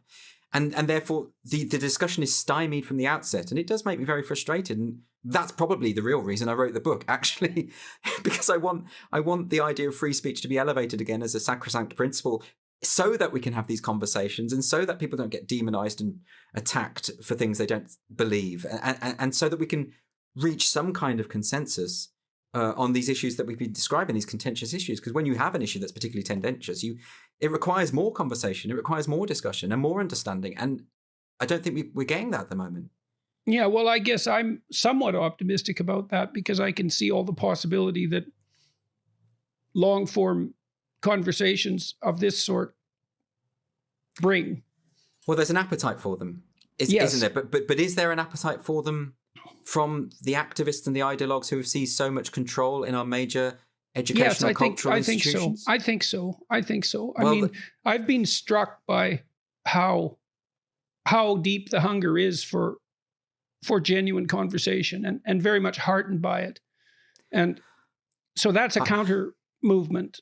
I hope you're right. I just don't see any evidence of that from the people I'm talking about. I don't see it from the people who will say to you, educate yourself. It's another problem too, though, isn't it? With Twitter, for example, is that it's never the same people. And that plays with us psychologically because, of course, we are built to more or less assume that we're interacting with a continuous community. Yeah. And we aren't. We're interacting with a discontinuous community on Twitter. And so we're led astray in our presuppositions constantly. But it's worse than that. It's like because it isn't. I know it's different people all the time, but they all have the same views on absolutely everything. It feels like you're arguing with the Borg. It feels like just one mind speaking through many, many voices. Yes, well, it is. That's the hallmark of an ideology. It is precisely that. And then I guess it's a matter of it's a matter of trying to understand the ideology ever more deeply to see what it's actually focused on. But I do read their books and I do read their articles and I do try to understand. I don't believe the people I'm talking about return the favor. They always use the phrase educate yourself. And what they mean by that is read these select books and digest them uncritically. That's what they mean by educate yourself. They don't mean read widely and tackle the various views and come to a conclusion yourself. The last thing they want is critical thought. Critical thought is the enemy, ironically, it's the enemy of critical theory. It's a hallmark of white supremacy culture, as far as I can see. Right. That's what they say. But that's what they claim. It's amazing, too, to see that set of ideas propagate itself across the culture so quickly. The Canadian federal government, in its diversity, inclusivity, and equity training program, now uses those concepts, like associating white supremacy with punctuality, for example. They use those in the training of their civil servants. It's been accepted wholeheartedly to that degree. I've seen them. I've seen the screenshots that often get leaked of these training sessions, and bullet-pointed hallmarks of white supremacy, punctuality, politeness, hard work. Perfectionism. Yeah, all these noble things. And I'm thinking, well, if I was a person of color, I would be outraged by this idea that this is a culture that's alien to me. It's so offensive. And this is... It's so absurd. Even it's so absurd that you can hardly mount an argument against it. I mean, conscientiousness is a personality trait, and there's no racial differences in conscientiousness. Right, it wouldn't matter to me if it was just a few idiots on Twitter or these extreme. It wouldn't matter to me. But these people have disproportionate power. Institutional power, political power. I mean, the Biden administration is on side with an awful lot of this kind of stuff, and the end point. No, so is the Trudeau government. I mean, to have this in the training documentation that's produced by the federal government is just absolutely stunning. It's also the document that I was referring to. I tweeted about it yesterday. It's so badly written that it's stunning. It's maddening with him. And how is it he's got away with his history of blackface, for instance? How is it that there is no consistency there? Lack of effective opposition is a big part of it. It's insane. I mean, if you look at those old videos, it looks like he's spent more time in blackface than out of it. And yet he isn't the one who's being attacked and vilified for that. It's okay. He's got a free pass. It's weird to me. Yeah, well, the opposition in Canada, and this is a problem in general, is a real problem for our entire culture, is the woke narrative is very romantically attractive. it's got this rebelliousness about it and this impetus to go out and march in the streets and, to work on a global cause. And like traditional conservatives and even traditional liberals can't mount a counter narrative. They don't have the imagination. And it's a huge problem. The trouble is, though, the cause that they're fighting for is largely illusory. And that to me is very frightening. We've had people in this country claim that our major universities, such as Oxford and Cambridge, are structurally, institutionally racist. All of the data tells us this is just simply not the case. Oh, yes. Well, that's just happening constantly in Canadian universities. The McGill Physics Department has now put out a diversity, inclusivity, and equity statement, and that's predicated on exactly those views. Well, I think we need to push back against this particular hyper-racialization of society, because it is reinscribing old racial tropes, even to the extent of fear of miscegenation, this old racist idea of this fear of mixed couples. There was an article in The Guardian here recently talking about how finding mixed race people attractive is problematic. This idea, it's almost just taking old racist ideas and just giving them a kind of hint of respectability. And of course, the end point of that is segregation. You saw presumably the story in California, the Brentwood school, the elite school that segregated its parents on their what was it, a dialogue session with the teachers, and you would have white parents in one room. You're seeing that in convocation convocation ceremonies at universities too. How can this be anything other than racist? It's interesting that the group FAIR, the group Foundation Against Intolerance and Racism, a lot of those people who are doing great work, I think, are starting to call this neo-racism. There needs to be a label for it. And I think maybe that's the right way to go about it, because the word racism has almost become meaningless, because the people who use it the most, they throw it around so liberally, that I never believe it when I hear someone branded that way. I assume it's someone not being honest and not being truthful. So what do we call this? What do you call it when people are advancing the cause of racial segregation in the name of anti-racism? What do you call that? I don't know what. I think that's going to be the real struggle. Is not just breaking through the fantasy world. I don't like this idea of having to negotiate someone else's dreamland. There's that thing, firstly, but also there's the linguistic minefields. How do you convince people? The other reason, you mentioned the rebellious aspect of it. I think the other reason why it's so appealing is because the language sounds like you're doing good. Social justice, anti-racism. Who wouldn't be anti-racist?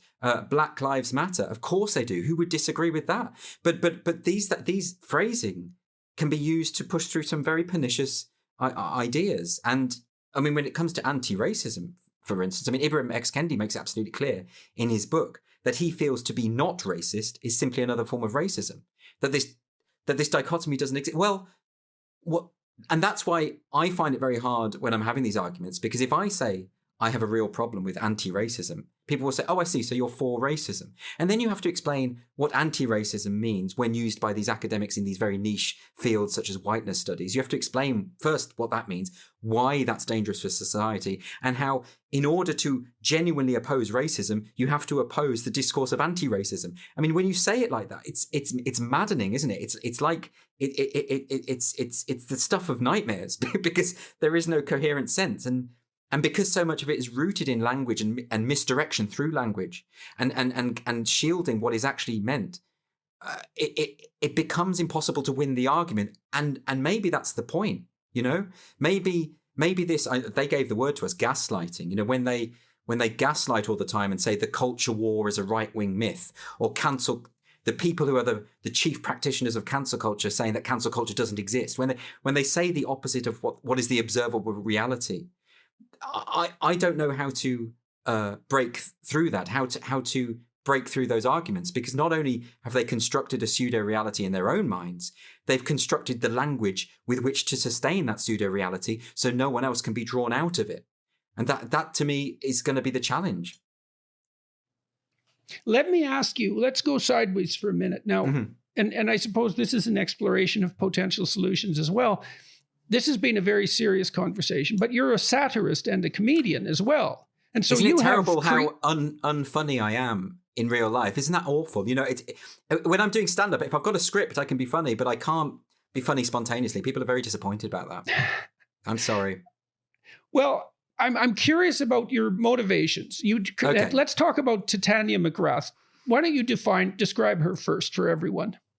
So Titania McGrath originated as a Twitter character in around April 2018. And the idea of the character is that she is a very privileged, po-faced, young, white, intersectional activist who is determined to be offended by absolutely anything. She can problematize absolutely anything. You know, you could give her, a pair of shoes or a hat or a holiday in Margate, and she would find a way to say that it is irredeemably transphobic and white supremacist or something like that. She can do those things that the activists always do. So nothing is ever good enough for her. She's also immensely privileged. She comes from an independently wealthy background. She lives in, one of those sort of gated communities, which is 99% white, but she has a deep mistrust of the working class,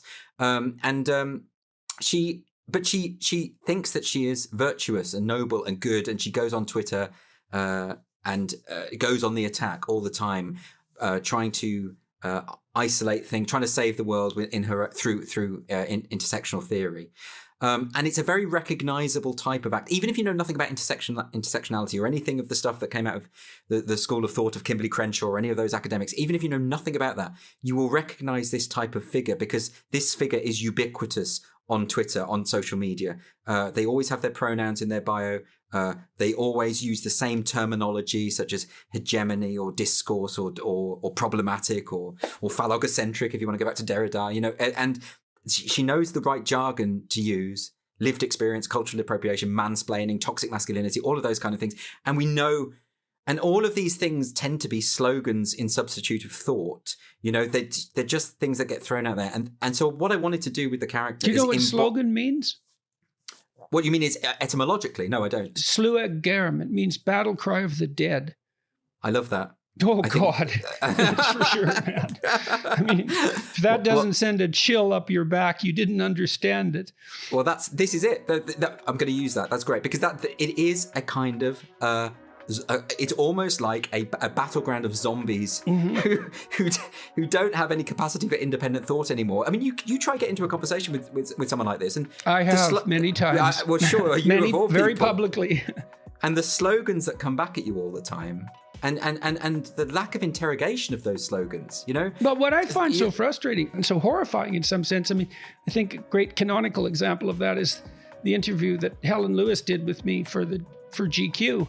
Which is, it's now more popular online than the Channel 4 interview, which I think the GQ interview has like 32 million views or something preposterous. But I never did talk to Helen Lewis. I just talked to the ideology. And it's not, I don't like that. I like to talk to the person and find out what they think. But I heard you saying as well that before the interview, she was very frosty and yes. Almost as though she had decided what you were in advance, funnily enough. There was no almost. She definitely decided what I was before the discussion. Yeah, yes, exactly. And she's been beating the same drum more recently as well, which has driven many people to the interview, because she published an article in the Atlantic Monthly and in another locale as well. So when you're faced with those, I mean, I just see it all the time so often. And to give another recent example, that we had the obviously since the Harry and Meghan interview with Oprah Winfrey, and there was a controversy over here because Piers Morgan, who hosts a show called Good Morning Britain, got into an argument with another colleague on the show, a man called Alex Beresford, I think. And it was really interesting watching. Once they'd had the argument, they sat down, they tried to talk through the issues. And Piers Morgan pointed out that some of the things that Meghan had said in the interview were factually wrong and had been proven to be factually wrong.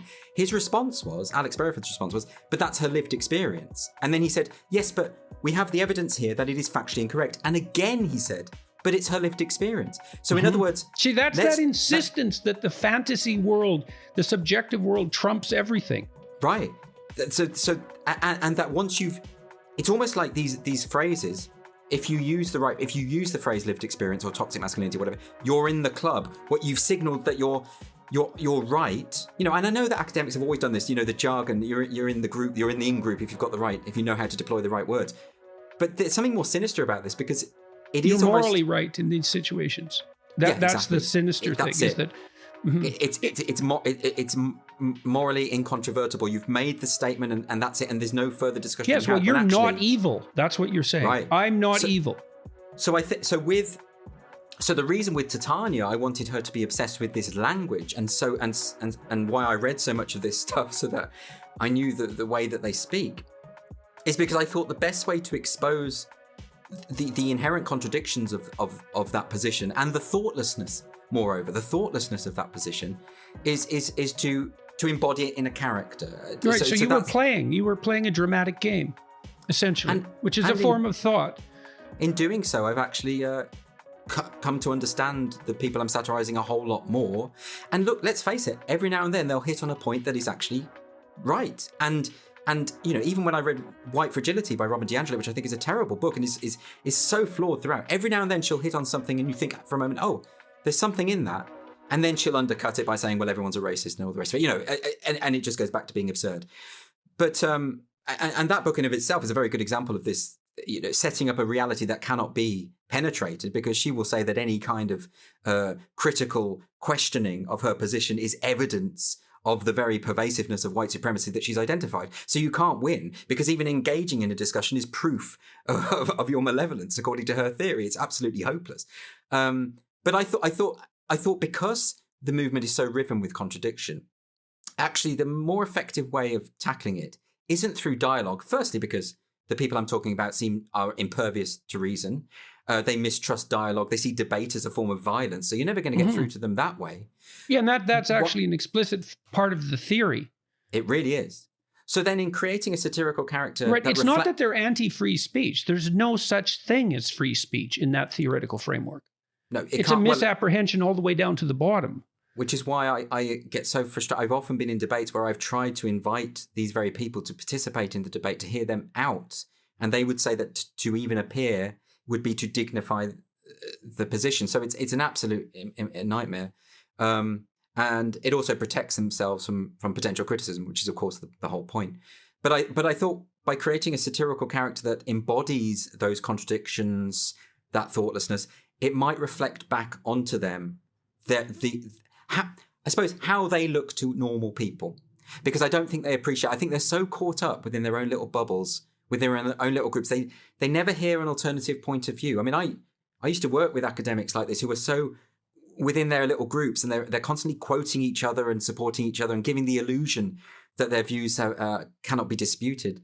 But what if you're suddenly confronted with how other people perceive you?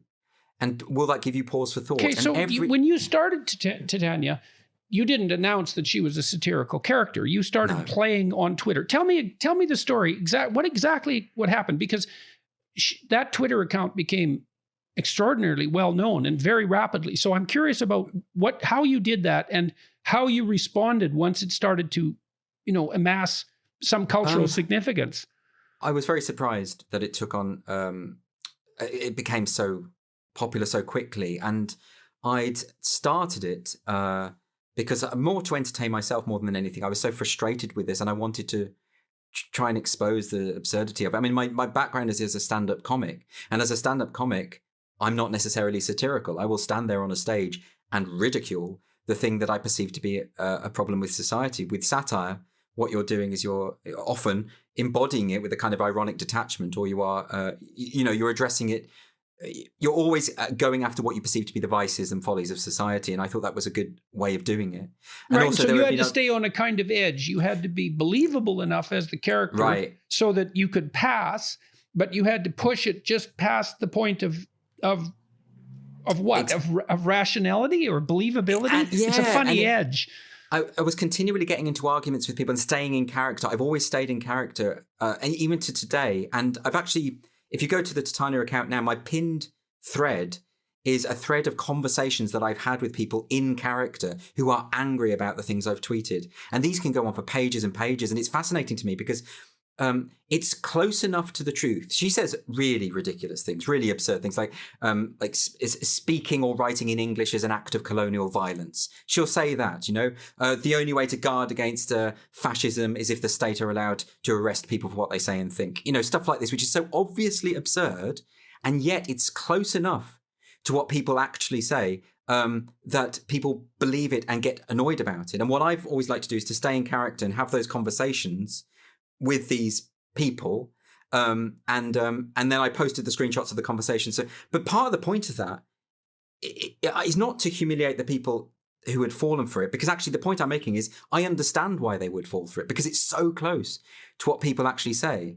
And by doing that, my hope is, I suppose, that it exposes the folly of this stuff. Sometimes even when I'm in those arguments, I will say something that is so out of just completely out of the realm of possibility, so stupid. And yet they still don't, things have become so absurd that they don't twig. I mean, even today, there was a story today in the UK, a museum, a Jane Austen museum, is now going to interrogate Jane Austen's use of sugar in her tea because it has connections to plantations and white supremacy and slavery. Something like that, which is just so absurd. Or the recent controversy over Bluey, the Australian cartoon dog, because it doesn't have enough dogs of colour and gender diverse dogs in the cartoon. Now that sounds like something I would make up as a joke, but it's real. It's actually happening, and people are taking it seriously. And so therefore, in a sense, it's become harder with Titania, because anything that I come up with is going to be topped by real life very, very quickly. What have you learned about the people that Titania annoys? So she's a hyper politically correct avatar, but she tangles up people who are opposed to that sort of thing. And so that must have also shed substantial light for you on people on the other side of the... It does. And so what have you learned? Well, one of the things is that the people on the other side, who might even be might even be of my opinion about these things, a lot of people are very quick to anger and verbal abuse as an instant response. So a lot of the people who get angry with her really go after her looks, and I mean, she's not real. A friend of mine, Lisa, created the image of the woman. She's a composite of 4 different women. So it's not a parody. See, this is the thing. It's not a parody of any particular person. It's a type of person. And yeah, the people who get angry with her and the people who are genuinely angry about the social justice movement are absolutely furious about the way it is impinging on every aspect of their lives. They are sick of it. So when they see someone as extreme as Titania, they really let rip. And I don't think that's healthy. It's not in my nature to go and abuse someone online or to get angry online. But I've seen the extent that what it shows, I suppose, is that kind of instinct to immediately go for the abusive or the vicious or the attack or the ad hominem is present across the political spectrum. It's everywhere. Or maybe that's just a sign of Twitter. Maybe that's just a symptom of social media. And I've learned a lot about how social media works. I think that's another thing about it, is that I've really, for one thing, the fact that she's been banned a number of times, and I've learned how to avoid the bans and about the way that big tech censors and how they censor and why. And what has she been banned for? So the tweets that she was banned for, a couple of times she's had a number of 1-day suspensions, a number of 7-day suspensions. Once or twice it's been inexplicable to me why she would be banned. It seems a bit like someone at Silicon Valley has twigged that their precious ideology is being mocked and they don't like it. That's the only explanation I could think of. However, on a couple of instances, it's when she's I suppose what they would say incited violence. And of course, she hasn't done anything of the kind. There was one tweet where she said she was going to go to a UKIP rally. UKIP is a right-wing nationalist political party in the UK. And she said, I'm going to go to this UKIP rally to punch people in the name of compassion or love or something like that, which is the idea that a lot of these activists have, that actually, whereas words are violence and awful, actual physical violence can be defended, in their view. It's so perverse. And of course, I was making a comment about the perversity of that idea, that you think microaggressions are actual violence, but you're perfectly content to go out and set fire to cars and beat people up if they have the wrong opinion, or pepper spray people in the face if they voted for Trump. There's an obvious contradiction there that I was trying to expose. So she had a ban there. I think that might have even been the one where she was permanently banned. I had an email from Twitter saying, this is a permanent ban, you're not getting back on. And then there was a bit of an outcry from people who follow her, some prominent people who follow her, and Twitter changed their minds and brought her back. And as a result of that, inevitably, her follower count leapt because, of course, when you try and censor something, you draw attention to it. But you're always treading a fine line. I mean, my friend Lisa, who I mentioned, Lisa Graves, used to have a Twitter account called Jarvis Dupont, who is one of my favorite accounts on Twitter. And he was banned, completely permanently banned. They actually went on a bit of a purge of satire accounts. There was one afternoon where Twitter purged 12 or 13 satirical accounts and deleted them. Titania came back for some reason. I think it's because she was the bigger account. But a lot of them just got ditched. And that, I think, shows that, the powers that be at Silicon Valley, they don't like to be mocked. No one in authority likes to be mocked. It's the best way to undermine authority, isn't it? And it's why every despot in history has killed the clown. Well, that's why we have to be so careful when any of our laws start making comedians nervous. They're the ultimate canary in the coal mine. And I'm even more so than artists, I think. The artists are next, probably, but... Absolutely. I mean, you'll know in Canada, Mike Ward was fined, I think, $42,000 by the Quebec Human Rights Commission for a joke that he told. And by the way, this is not... Yes, and Montreal, of course, has one of the world's great comedy festivals. And some of that humor, I've been to the comedy festival a couple of times, and at midnight you can go and hear particularly outrageous comedy, which I actually think it was in one of those where he said what he got fined for. And I don't even know the context because he said it in French, for one thing. So I didn't fully understand. But I read the transcript and I spoke to him about it. And what was interesting is that he's not some, open mic act who hasn't been on the... He's an established, famous, successful comedian who was fined for a joke that if you actually break it down and analyze it, there's nothing remotely offensive about it. I mean, it's perfectly possible. I don't think comedy can exist without the potential to cause offense. And what worries me... Neither can truth. Right, quite. And comedy is almost always truth. Almost always. A comedian says something funny and it's true in a way that people didn't expect and they know it. It's also that thing of teasing the boundaries of tolerance, of almost having that kind of cathartic effect, the way that the ancient Greeks would watch a tragedy and hear about the dismemberment and all sorts of vile things to philosophically to purge themselves of that evil that lay within. In a sense, when you hear a comedian say something utterly outrageous, it can have that effect on you, and you laugh in spite of yourself, and then you laugh again because you are saying to yourself, "Why did I laugh at that? I shouldn't have done that." So you're almost laughing at your own response as well. It has a double effect, and we are really losing that. I mean, I don't know how it is in Canada, but in the UK, a lot of this kind of mistrust of comedy and mistrust of jokes and the idea that certain jokes normalize hatred is coming from the comedians themselves. And a lot of comedians take it on themselves to police other comedians' material, and they get very angry when people broach certain subjects. I consider it very, very unhealthy. And not all comedians, by the way. I'm not saying that all comedians. I'm just saying certainly the more establishment comedians absolutely would fall into this category. And it's really shocked me. This has been, since I started Titania in particular, a lot of comedians have been very angry that I mocked the social justice movement or that I, which to me is absurd because, I spent 3 years co-writing the Jonathan Pye character. And because that predominantly mocked Trump and the right and conservatives and those were the targets, that was okay. So I never got this kind of venom about that. But as soon as I was mocking social justice ideology, which I perceive to be an extremely powerful ideology, this isn't. I don't think I'm punching down. I think I'm punching up at these people who have captured these institutions and are ruthless, by the way, absolutely ruthless, and bullying. I think the social justice movement utterly legitimizes bullying, and I don't like bullies, and I like to stand up to bullies, and that Titania is my attempt to stand up against the bullies. But what they will do is misrepresent my intentions and will say, "Oh no, you just want to have a go at gay people or whatever, or have a go at minority groups." And I've been very shocked by that because that kind of response has even come from comedians.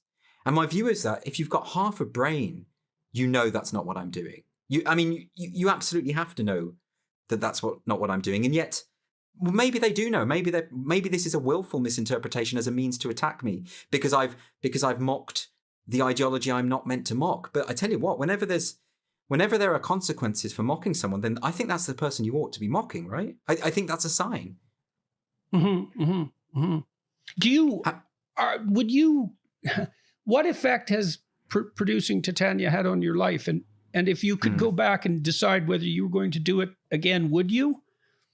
I mean, it must be shocking. Yeah. I would think it's shocking to have seen what happened, to be at the center of what happened when you created that character. But I'd like to know. Well, for one thing, I didn't expect the reaction that I got. Also, you've got to remember that for a long time, I was anonymous, because I part of the effect of the character was that people thought she was real. That was so sort of integral to it. And then I was outed by a newspaper over here the week that her first book came out. And that, although that was very good for the book because it generated a lot of publicity, because then the story became that I was the person behind the character. In effect, it had an enervating impact on the character, because now what happens, people know it's me behind the character. However, what I will say is, even to this day, there's always some people who fall for it. Whenever I tweet something, there's always some people who fall for it. So it has that. So there's that. But then there's the impact on my personal life. Well, I would do it again because I feel very passionately that the movement that I'm mocking, the ideology that I'm mocking, is a dangerous one. And I feel very passionately that it is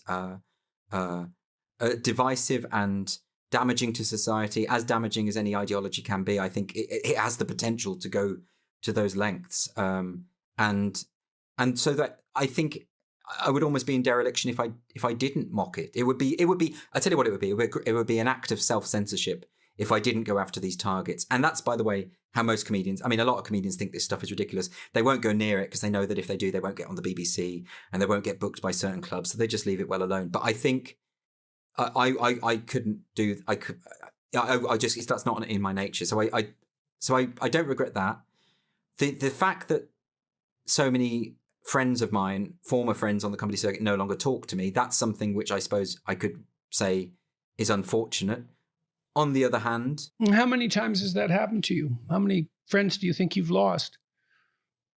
It's in double figures. It's certainly in double figures. And I think... and it's not just Titania. It's also partly, I suppose, my politics. It's also... It's effectively being honest about what I think. And saying opinions that might not be the establishment of fashionable opinions. And it gets people very angry. I mean, one particular incident I can think of is when I met for a drink with two friends, very old friends of mine, a married couple. And he started screaming at me in the pub. I won't swear on your podcast, but calling me an effing Nazi, and then another word, which I probably shouldn't say at this point. But I thought he was joking at first. And we had this conversation, and it was true. He'd completely bought into this fantasy of who I was, and there was no going back from that. And I know it was fueled by alcohol, but no apology was forthcoming, or no it's. And then every now and then there'll be. I mean, it happened to me a couple of months ago, where a comedian I've known for many, many years from the circuit suddenly sent me this abusive message online on Twitter, and started attacking me and saying he said I was funded by dark foreign powers or something utterly absurd, and I thought, well, okay, so this is now my reputation. Of course, that is what you'd say if you were funded by dark foreign powers. Well, this is the problem. Like I said, I've said it before. Like if I am getting all this dark money, it must be very dark because I haven't seen any of it. It's not, that'd be great, fine, but I'm not. And this idea that I'm this sort of, it's that going right back to what you said at the start, like that I'm defending free speech because because I'm an evil person who wants to say evil things, and so there's all of that, or that I'm mocking minority groups through Titania, which is absolutely not what I'm doing. It's the opposite. I'm mocking those very affluent and powerful people who very patronizingly assume that they know what's best for minorities. It's the opposite of what people say it is. But these kind of experiences, on the one hand, I think it's a bit sad, isn't it? Because there are people now, I've had to go through my phone and delete lots of numbers because I know we'll never talk again. But on the other hand, were they my friends to begin with? I'm not so sure. If they can suddenly become so bigoted, and that is the word. It's an indication of how profound the divide has started to become in our culture, right? 20 years ago, I never lost any friends because of my hypothetical political opinions, but what things have changed. You must have lost. Your case must be much more severe than mine, because you're so much more famous and so much more known. Have lots of friends turned on you? No, actually, not a lot. There's some outstanding exceptions. Although even in those situations, I would say there was extenuating circumstances. No, I've been really fortunate in that regard, that my close circle of intimates, my family and my close friends, have been staggeringly loyal to me under, which is wonderful, severe distress. Yes, that's wonderful. So is it maybe the case? Does that tell us that actually what it's really about is the fact that I was working in an industry, which is, the comedy industry is so on board with the woke ideology to such an extent that, in fact, so many comedians are now really just avatars for that ideology. Maybe. I mean, my professional colleagues certainly haven't leapt to my defense. Well, that's what I was going to ask, actually. I mean, surely. That's pretty much done with. I mean, I would say my name, I've decided this recently, because of the slurs that have been associated with me, I can't in good conscience accept graduate students anymore. Because if they go out, you talked at the beginning about this register that's been set up in Britain, where if you are accused of a non-crime hate act, it's recorded without a trial. I mean, I've been on hiring committees many, many times, and especially in academia, there's an oversupply of highly qualified people, of radical oversupply. And so if there's anything in your record at all that's the least bit contentious, it's like you're done. And so being my student, that's not a little bit contentious. That's really, really contentious. And so it's now become impossible for me to serve my proper function as a scientist and as a university professor. So it's taking a lot of adjustment on my part to get accustomed to that. And I don't practice clinically anymore as well. And there are a variety of reasons for that. But certainly I've become very, very susceptible to attacks through the College of Psychologists, the governing board. They can make the life of a practitioner brutally miserable with a single letter. And that's very, very punishing. And it's also perhaps not necessarily good for my potential clients to be associated with someone who's controversial. They already have enough trouble. So although I've been fortunate on the family and friends front, on the professional front, things have been, more dismal. Isn't that just suggestive of the power of this movement and the effectiveness of cancel culture? In fact, the ease with which people can become stigmatized. All it takes is a few accusations of you're far right or alt right or whatever, and it's there. Any prospective employer can Google that and it comes up, and who's going to take the risk? The accusation is sufficient to damn you, and that's what. That you put the finger on the absolute catastrophe of the non-crime hate index. It's like, it's a permanent stain, especially in a technological universe where nothing is ever forgotten, no matter how long the lag. And it's worse because the government here feels no compunction to address this or to... It's no to politician me. seem to has... Well, I suppose they are... Well, because the strategy is that if you oppose hate speech laws, you're obviously a hateful person. Why else would you oppose hate speech law? It's the old thing.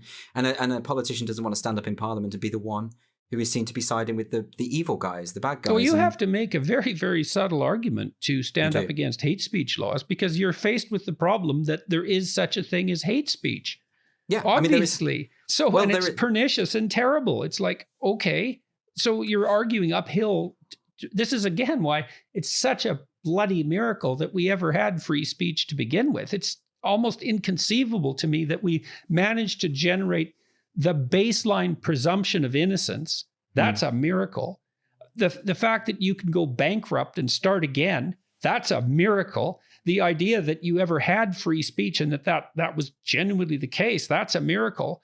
And none of this is given the appropriate respect and awe that it deserves, because it's so unlikely. It's hugely unlikely. I mean, I know in the book I give a kind of very, very short history of free speech from the ancient Greeks to today, and the point of that is to accentuate this point that actually the fact that we have it is astonishing and unlikely, so unlikely. And all the more reason why we need to defend it. We need to be really, really vigilant about any cracks that appear in this, because it will go away very, very easily, if we don't defend it. And it's hard, particularly when it comes to the idea of, that's why I wrote a chapter on hate speech, because, and took the other side's view seriously, because just trashing the opposing argument isn't going to help. We have to talk about it and explain, why it's important nevertheless. Well, for one thing, like you say, hateful speech exists.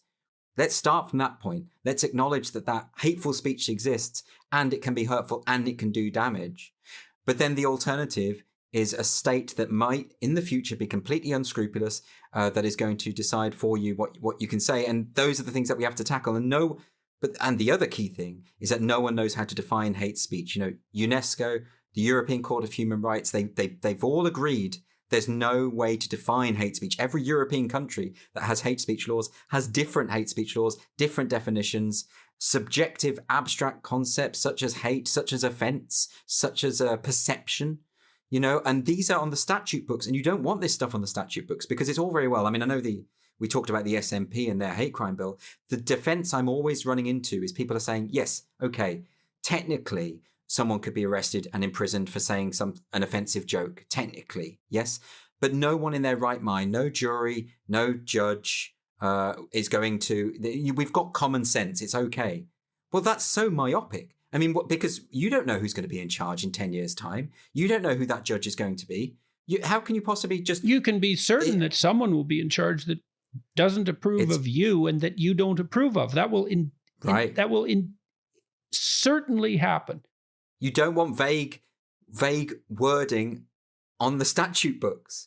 It's going to be exploited at some point, even if it's not today. There's absolutely no way that you can guarantee against the future abuses of that. And it is, as you say, it's a certainty. So I think it's actually one of the most important arguments that we should make. And that we need to do, free speech needs to be defended in every successive generation. It's not something that you know this, you get it and then it's there forever. No, that's not true. There's something about human nature. There's something about people in power. There's something about the way that we are that it will collapse. It's an edifice that is not secure at any given time. But it's hard. It's that thing of being smeared. The risk is you're going to be smeared. You're going to be associated with the worst possible kinds of people, because, of course, it's only really controversial speech that ever requires protection. And people are going to say, well, then you must support what these awful people are saying. And it's hard to make the case, but it's a case that nonetheless has to be made. And particularly by politicians. I've been incredibly disappointed by the way in which politicians in this country have not made any kind of effort to if anything, as from what I can see, there are moves even in the English Parliament to push through further hate speech laws. We should be repealing them, not pushing for them. But no one wants to have the argument. No one wants to be tainted. Yeah, well, they get identified one by one and taken out. That's what happens. Well, you get put on a list. This is it. The identitarian left, if that's what we're going to call them. I don't know what to call them. That's the problem. Is they're very clever about evading even a label. But they like making their lists. They like observing and saying, you are problematic. You have sinned, and now they have an electronic trail. These are the people that absolutely love going through all of your old tweets and messages, and anything they can find. And of course, the point about that is you can do that to anyone. There is no one alive who, if you had complete unfettered access to everything they've ever written online or in their emails or text messages, that you couldn't construct a case to damn someone. That's actually one of the things that's more or less saved me. Is that right? Well, by the time I made my political statement, which was a philosophical statement or even a spiritual statement, not a political statement, I already had 200 hours of lectures online. And so essentially everything I'd ever said to students was recorded, and it wasn't possible to pull out a smoking pistol. So this was very smart. And also, but this is why it's also astonishing. I find it unendingly astonishing the way you are mischaracterized, because it's all there.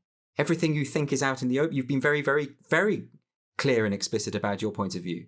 And so when they try and demonize you and turn you into this thing, people can check and they'll realize that I think what they're doing is they're relying on the reputational damage being a kind of barrier to people even investigating who you really are. Yeah, well, to some degree that works, but it doesn't really work, because what generally happens is that, for every person who wouldn't open a lecture because of my reputation, there's 3 or 4 who do because they're curious, and then it has an even more perverse effect on, in some cases, on the true believers, because they're primed to find anything I said offensive, but that doesn't happen.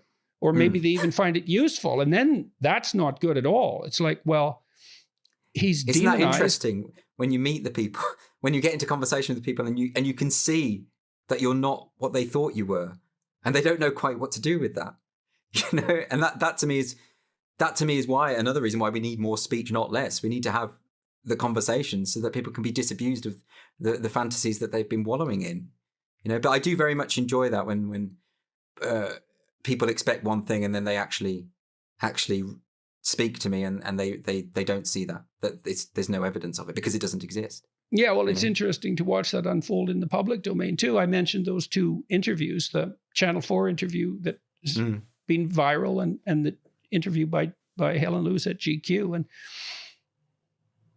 those interviews basically consist of nothing but the attempt by the interlocutor to have a conversation with the person that exists in their imagination. Right, but which what's the bears point of almost that? no relationship to me at all. That was particularly the case with Kathy Newman, and it was less so with Helen Lewis, but that was still essentially the issue. It's quite reassuring, though, isn't it, that once it's out there, people can see through it. It's very reassuring. And what saved me, and this has given me an endless supply of hope, I would say, is that all I've ever had to do is just show everything. It's like, here's the situation, no edits. Like, this is what happened, and every time so far, I haven't been fatally damaged. I mean, one of the things I've learned most, I think, since Titania kicked off and it became a known thing, is I've learnt simply never to trust the perception of someone as constructed in the media or online, or it's never the same person. I've ended up meeting. Coming from the background I did, most of my friends were always on the left. I didn't really know conservative people, and now I have a lot of friends who are conservatives. And they're just not this villain that they were made out to be. And even some famous conservatives who people have said they're absolute monsters, they're evil, they want to eat babies, basically, or the equivalent.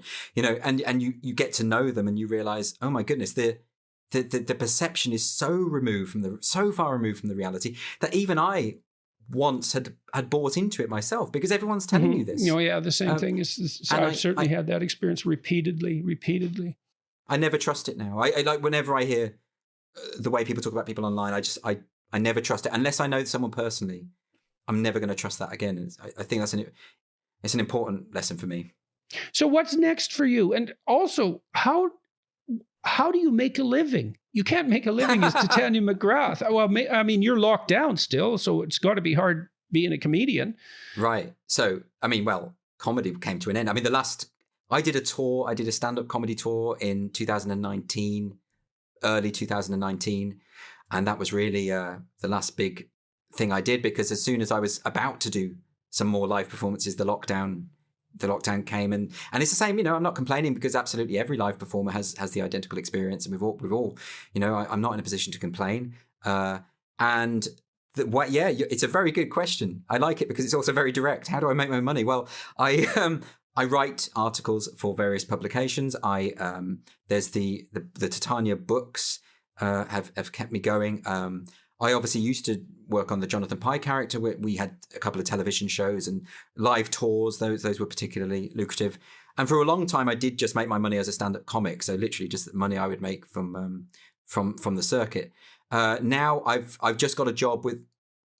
Well, it's I gave up being a full-time teacher for this, and I was on a regular wage. It was a good salary, and I left it at great risk, because I don't come from a wealthy family. I don't have the means to support myself without this kind of stuff. So I actually went part-time first and was on the stand-up circuit.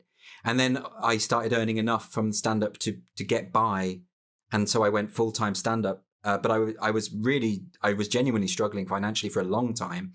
And then Jonathan Pie happened, which was very successful, particularly because we had a big viral hit around the time of the Donald Trump election, which actually went viral in America as well. And that really helped broaden the character. And then we did live tours and all the rest of it. I mean, we played the London Palladium and the Hammersmith Apollo. And so it was a big thing for me.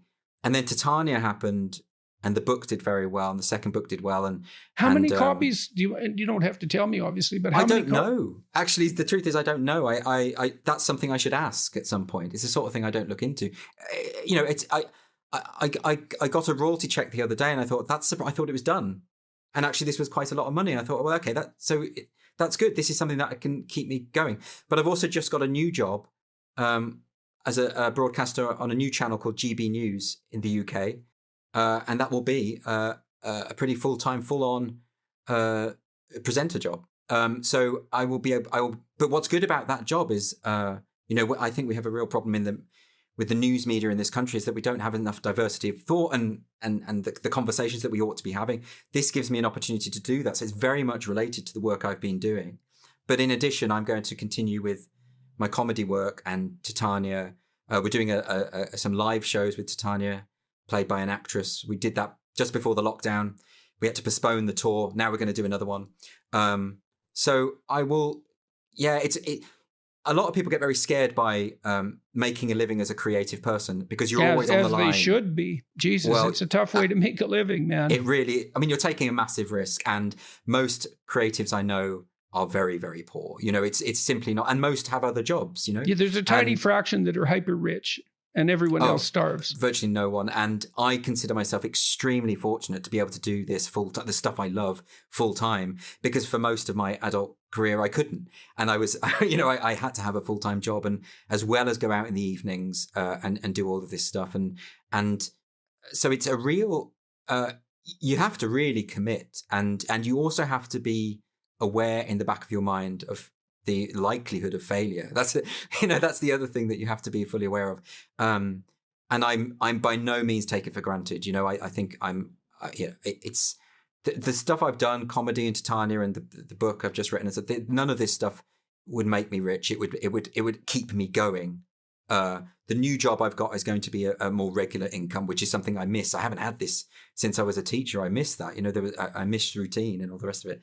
But that's another complicating factor is not only if you're trying to exist creatively, not only is it a very high risk proposition financially, but you lack that psychological comfort that comes from routine, which, artistic people often are hypercritical of routine, but God alive, man, routine keeps you sane, and trying to invent yourself every day. That's not for the faint-hearted. I've seen very few people manage that successfully across decades.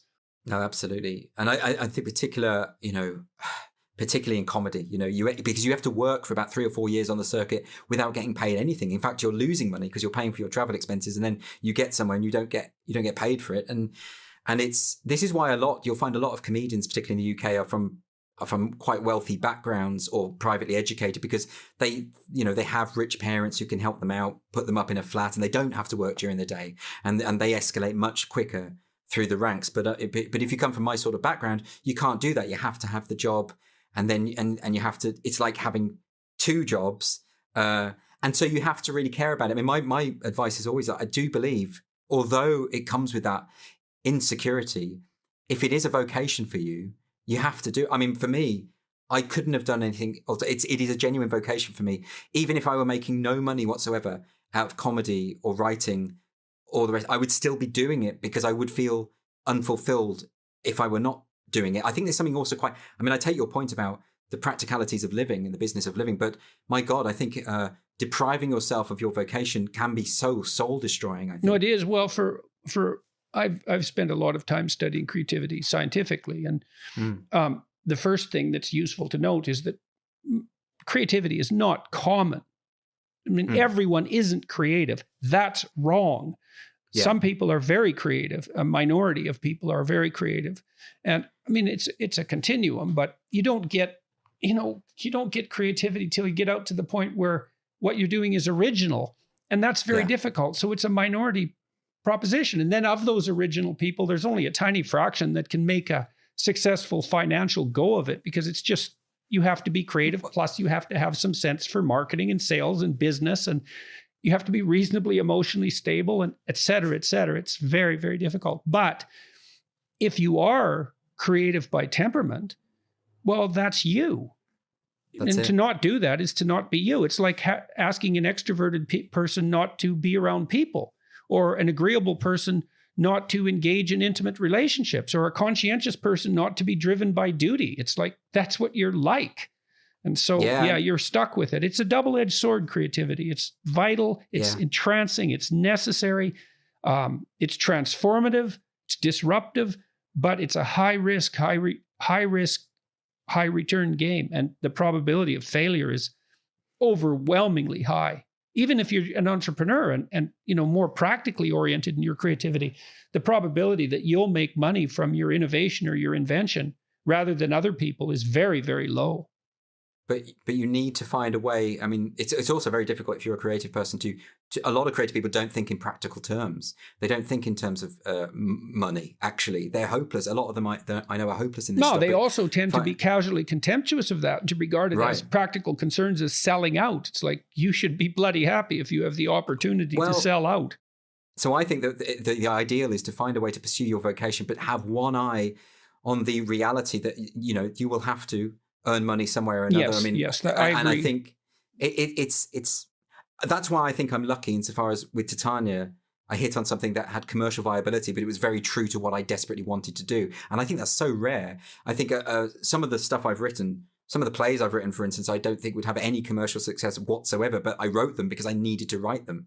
And some of them didn't even get on. And maybe one day they will, and that would be great. But what if you were just think what you have to accomplish, though, right? You have to have your creative endeavor aligned with market demand at exactly that time. Right. It's impossible. It's very, very unlikely. Actually, that's why I always say don't attempt to anticipate the zeitgeist, because you won't. Like, the best thing an artist can do is do what they believe and hope, because a lot of it is luck. There's a technical literature on that too. I mean, what you do is continue to produce ideas. And it's a Darwinian competition, essentially. They're like life forms, these ideas. And now and then one will find a niche that it can thrive in. But the best way to maximize your chances that niche will manifest itself is to overproduce. Because I'll give you an example. I answered a bunch of questions on Quora. So that's a website where anybody can ask any questions and anybody can answer. I answered about 50 when I was playing with Quora. And one of them was a list of everything people should know, of things people should know in their life. And I derived my books out of that list. Yes. It was disproportionately successful. Most of the answers I generated got virtually no views, but it must be hundreds of thousands now. But even before I wrote the books, it was tens of thousands. But had I not written 50, I wouldn't have got that one. The other 49 failures, so to speak, were the answers weren't necessarily worse. They just didn't hit the zeitgeist like that answer did. And I think that's a great piece of advice. Overproduction, because it's the same with the Beatles. They look like an overnight success. It's because they've been playing endlessly in those dingy clubs in Europe. Before it happened. You produce as much as you can. They say it takes 10 years to become an overnight success. That's it. So of most of the things I've written have done nothing and gone nowhere and had no success whatsoever. It's just, but the one thing occasionally when it hits, that's what sustains all the rest of it. And it's also why creativity continues to be selected. Let's say from a biological perspective, it's like, that's why I said it was a high risk, high return game. Almost everything you do creatively will fail, but now and then you're disproportionately successable. And so that keeps the whole game going. You didn't have any sense, did you, that when you put the lectures on YouTube that it would explode in this way? That not in this way. This was completely, I'm still shocked constantly by my life. I'm shocked out of sanity by my life. I just can't. This is why I asked you about Titania. You know, you get at the center of a whirlwind like that, and there's something very surreal about it. And I mean, I keep getting hit by surreal things, and it's very hard to wrap my head around it. Like this Red Skull episode was just one of many equally surreal occurrences, but yes. No, I had no idea. I knew I was working on something important back when I was in my 20s, when I wrote my first book. And it was out of that all my lectures came. And I spent 15 years working on that book, and I worked on it about 3 hours a day. And so I thought about it all the time. And so I knew there was something to it, not necessarily because they were my ideas, but because of the people who I had read and delved into while I was writing the book. I knew the ideas were significant. And I could see the effect of the ideas when I was lecturing on my students. So I had some sense that there was something vital, that I was involved in something vital. But sure. But had you uploaded those videos a couple of years before or a couple of years later, you probably would have missed the zeitgeist and nothing would have happened. You know, I mean, it doesn't matter. I always think with any kind of creative endeavor or intellectual endeavor, it doesn't matter how good you are in a sense. It has to be good, and the timing has to be right. And like you say, if you just keep, I think persistence is it. If you just keep doing it, not only does your craft get better, and you are, if it does hit, you're in a position to be able to handle it. There's no doubt. Look, if you okay, so in scientific literature, the hallmark of impact is citations. And so if your work is cited, it means that someone who's written another scientific article makes reference to something you wrote. And that's all tracked, and it's used for promotions, and it's used to judge scientific merit. It's its own science, citation tracking. A very small number of your published papers accrue most of the citations. So that's the first thing. So what that means is the more papers you publish, the more likely it is that one of them will become highly cited. And my highly cited papers aren't necessarily the ones that I thought would be most impactful. So but the other piece of information from literature on creativity is that the best predictor of quality, and so you could index quality by impact, let's say, or by citations, is quantity. Yeah. It's not a great predictor, but it's the best one. And so, and this is good advice for everyone out there who's a musician or an artist. It's like, produce as much as you can, because you do get better at it, right? You absolutely do. And so there's that, but there's also, I think the other important thing is to actually be true to yourself in your artistic endeavors, insofar as don't be trying to anticipate the zeitgeist, don't be trying to anticipate what other people are doing. My big concern in the current climate that we live in is that a lot of artists are choosing to self-censor because the penalty for risk-taking has got too high.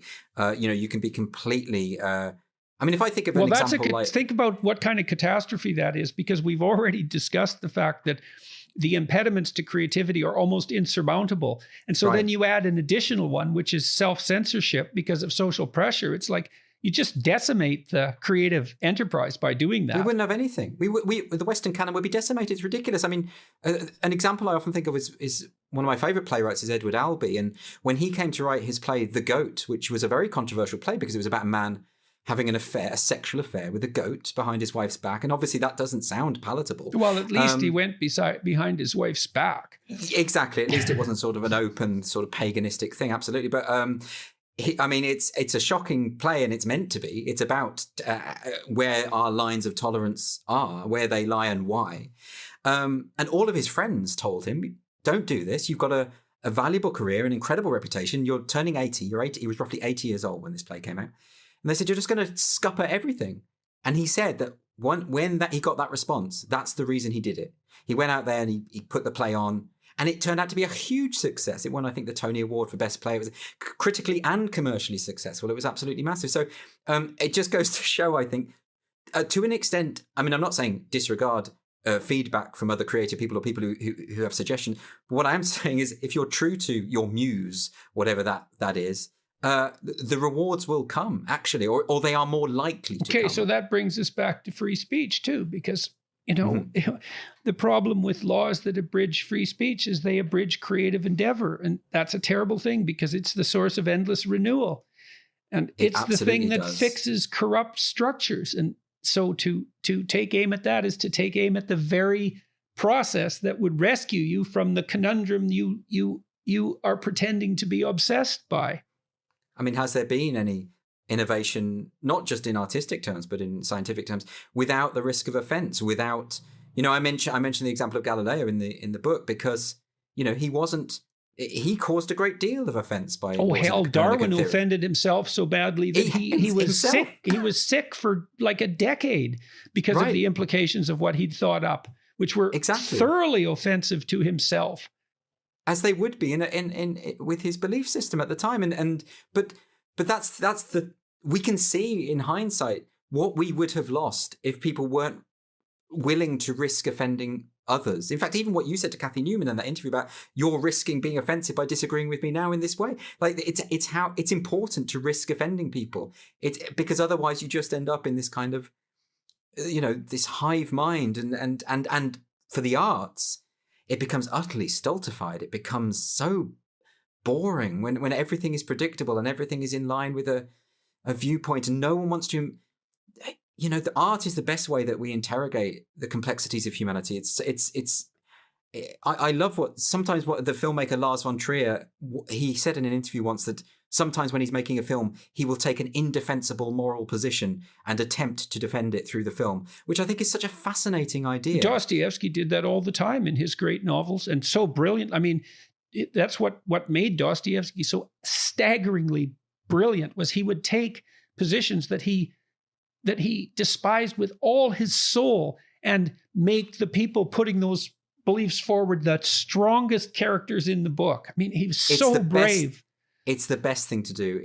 I wrote a play once where it was a one-man play where I completely tried to embody the kind of person I despise. It was someone who relished watching acts of violence, and he would take scour the internet for clips of real life violence. And it's something I can, you know, whenever I've had that, whenever someone's tried to show me a beheading or something, I know I never want to see that kind of thing. I know I never want that in my head. And so I wanted to write a character who relished it, but from a position, from a non-judgmental position. I've never put that play on. I've written it, it's done. But the act of doing it was so incredibly liberating and interesting. And the idea that you can, you know, you keep hearing this all the time, you know, whenever a new film or a play comes out or a book, is this sending the right message? David Lynch's last series, the latest Twin Peaks series, was criticized. I read a review saying, well, there's violence against women in this, and he needs to be called out for this.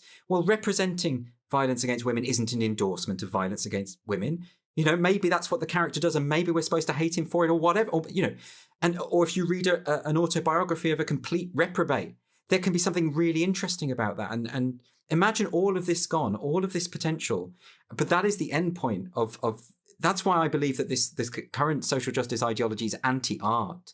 I think it's opposed to the artistic spirit, quite fundamentally opposed to it, which is why I feel we must push back against it. So that's a great place to end. No, that's great. That's great. Well, thanks a lot, eh? Much appreciated. Yeah, it was a pleasure, and the time flew by, which is a good marker of a engaging exchange of free speech, let's say. Absolutely. Thanks so much for having me, Jordan. My pleasure. Good luck, eh? Thank you.